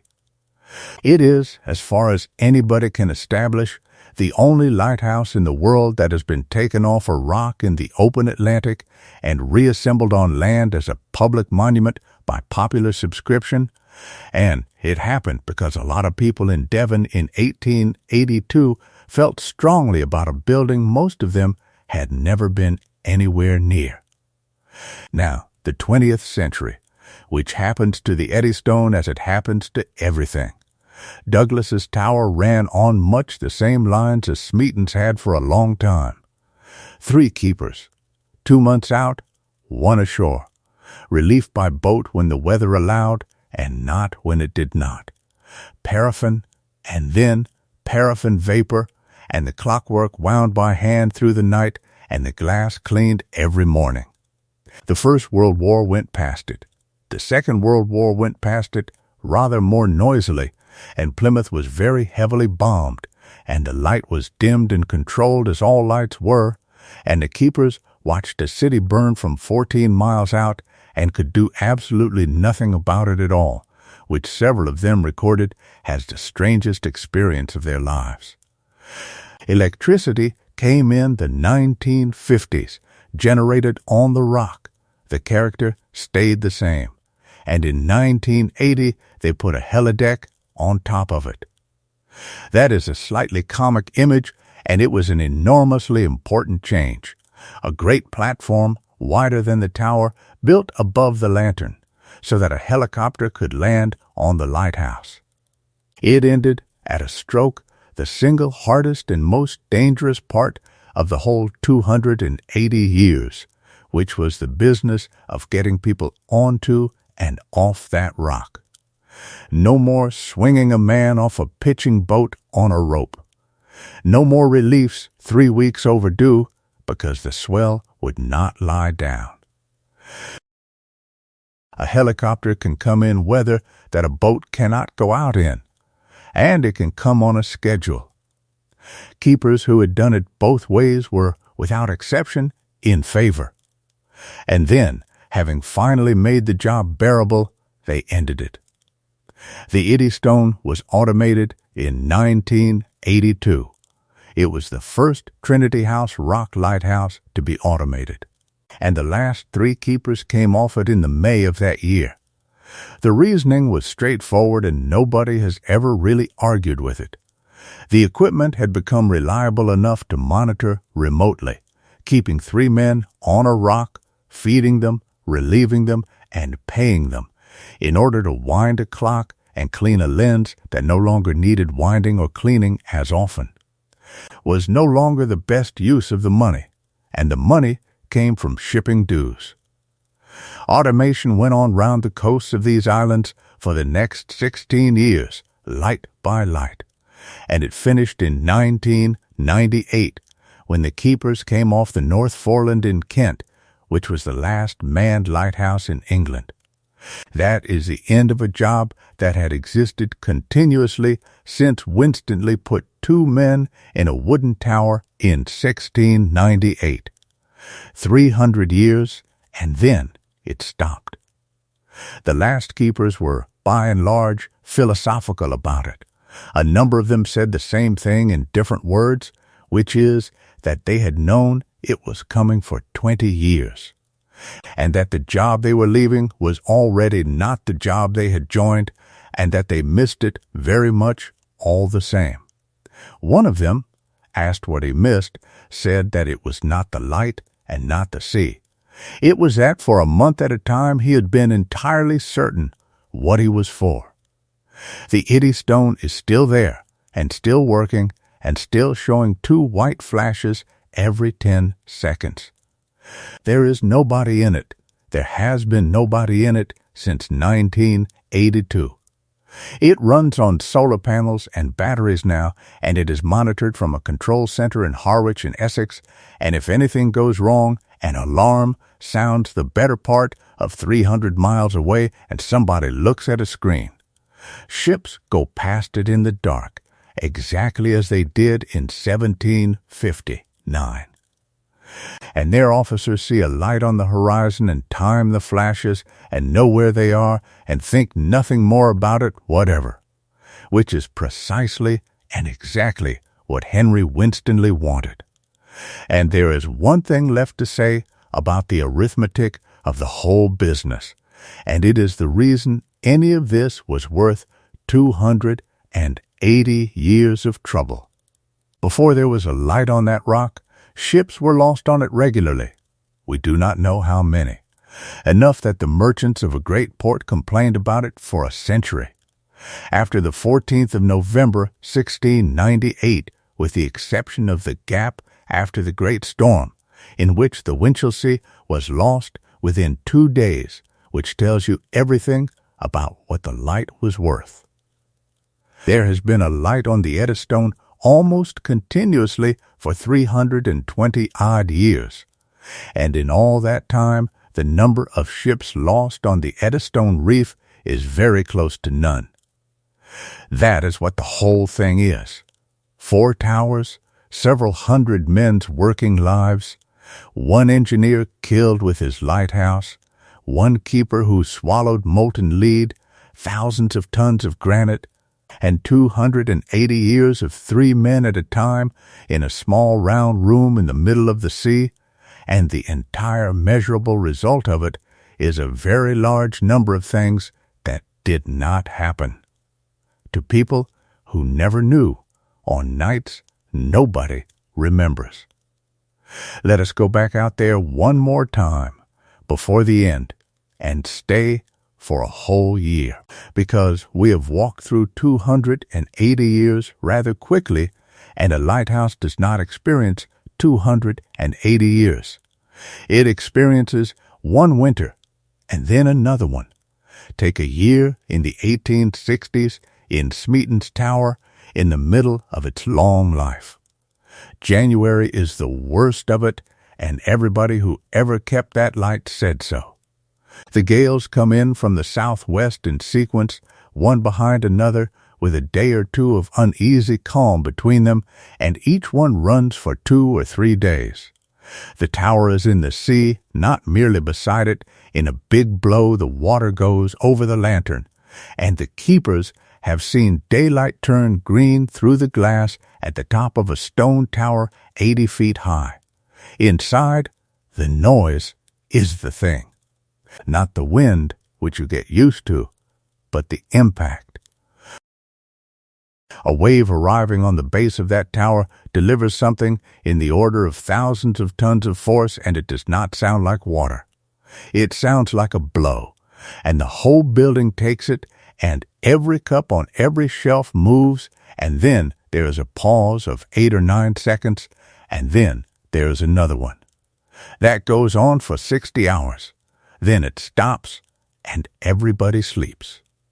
The other thing about that January noise, which several keepers wrote about and which is curious, is what it does to time. A wave train arriving on a reef is regular, not perfectly, but nearly 8 or 9 seconds between the big ones, hour after hour, day after day. And a person living inside a stone tower in the middle of it stops hearing individual impacts after about a day and begins to hear the interval instead. Keepers described sleeping through the blows and waking instantly if one was late.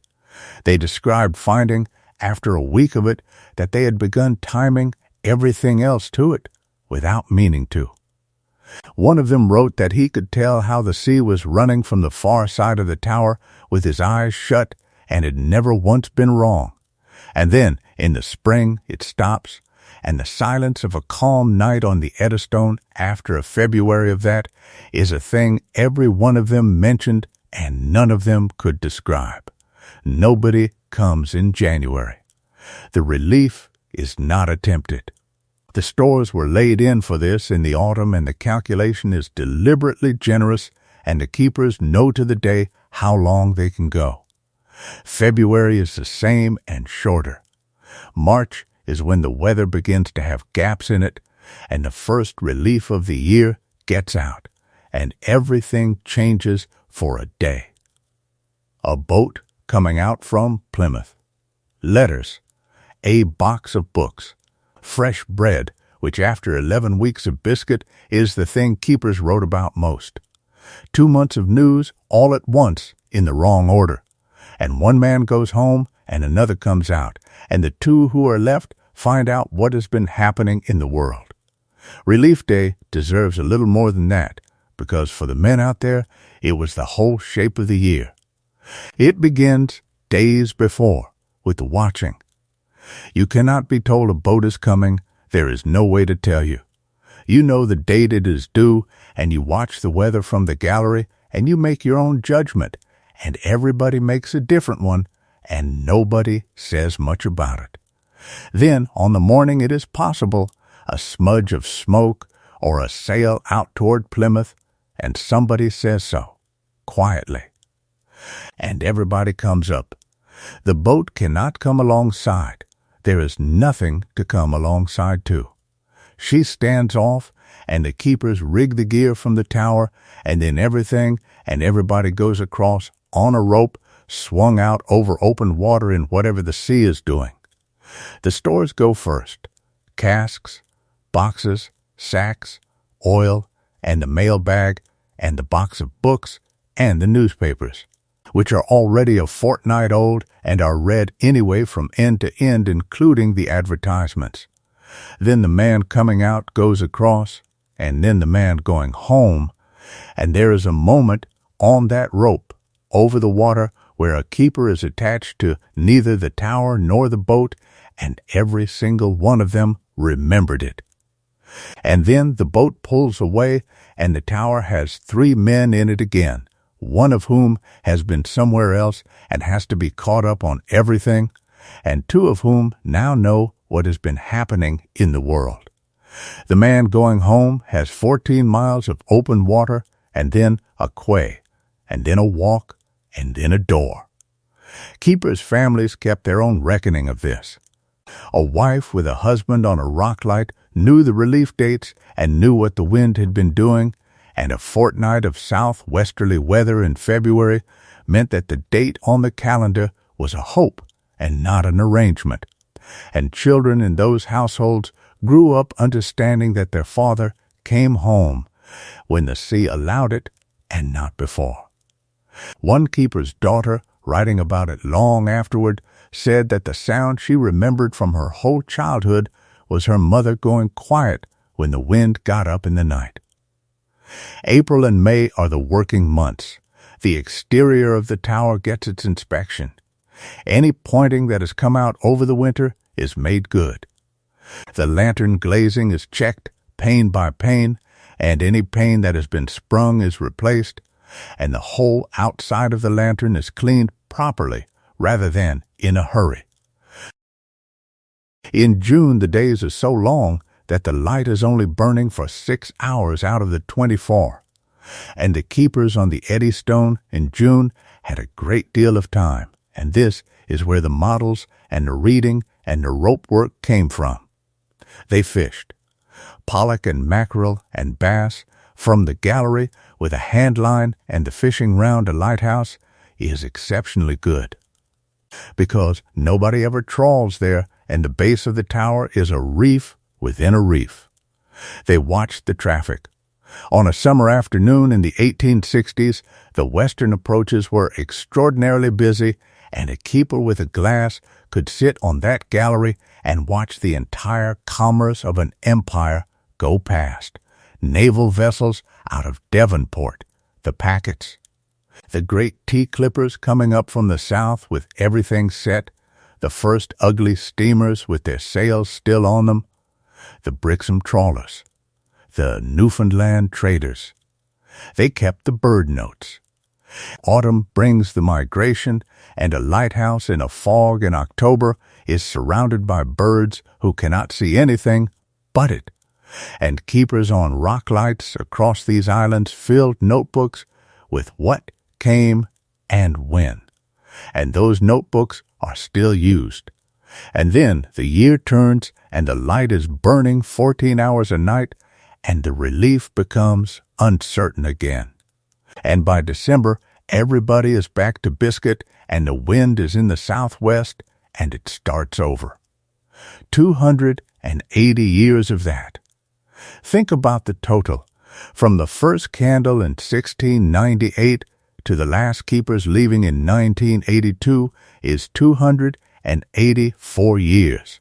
And for very nearly the whole of it, there were men out on that reef every single night, in a small round room, keeping a lamp clean, not doing anything. That is the point. There is no achievement in a keeper's night. The whole job, done perfectly, produces nothing at all except a light that was already supposed to be there, seen by people who expected to see it, who then did not think about it again. If a keeper on the Eddystone did his job exactly right for 40 years, The record of those 40 years is a shelf of logbooks in which nothing whatever happens. That is not a small life, and it is not a wasted one, and the men who did it knew that perfectly well, which is why so many of them went back after the first winter. So, it is all still out there tonight. Douglas's tower is standing on the Eddystone Reef in the dark 14 miles southwest of Plymouth, showing two white flashes every 10 seconds with nobody in it. Smeaton's stump is beside it, a circle of dovetailed granite that has been in that sea since 1759 and that nothing has been able to move. The rest of Smeaton's tower is on Plymouth Hoe, with the lights of a city round it.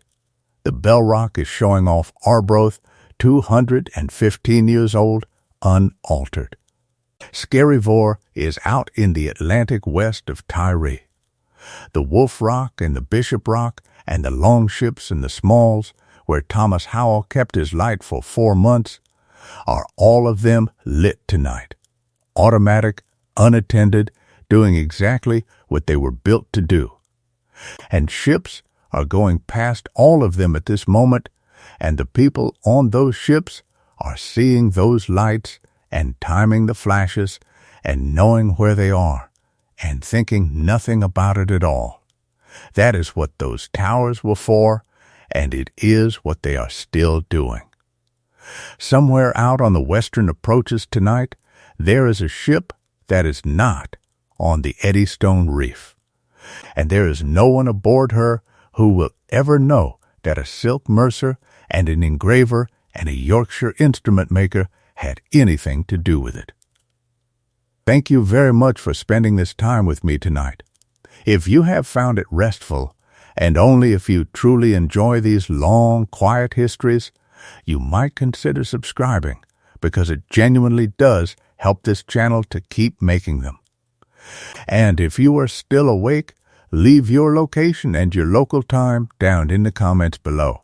It is one of the nicest things about this channel, reading in the morning where everybody was listening from and what hour of the night it was where you are.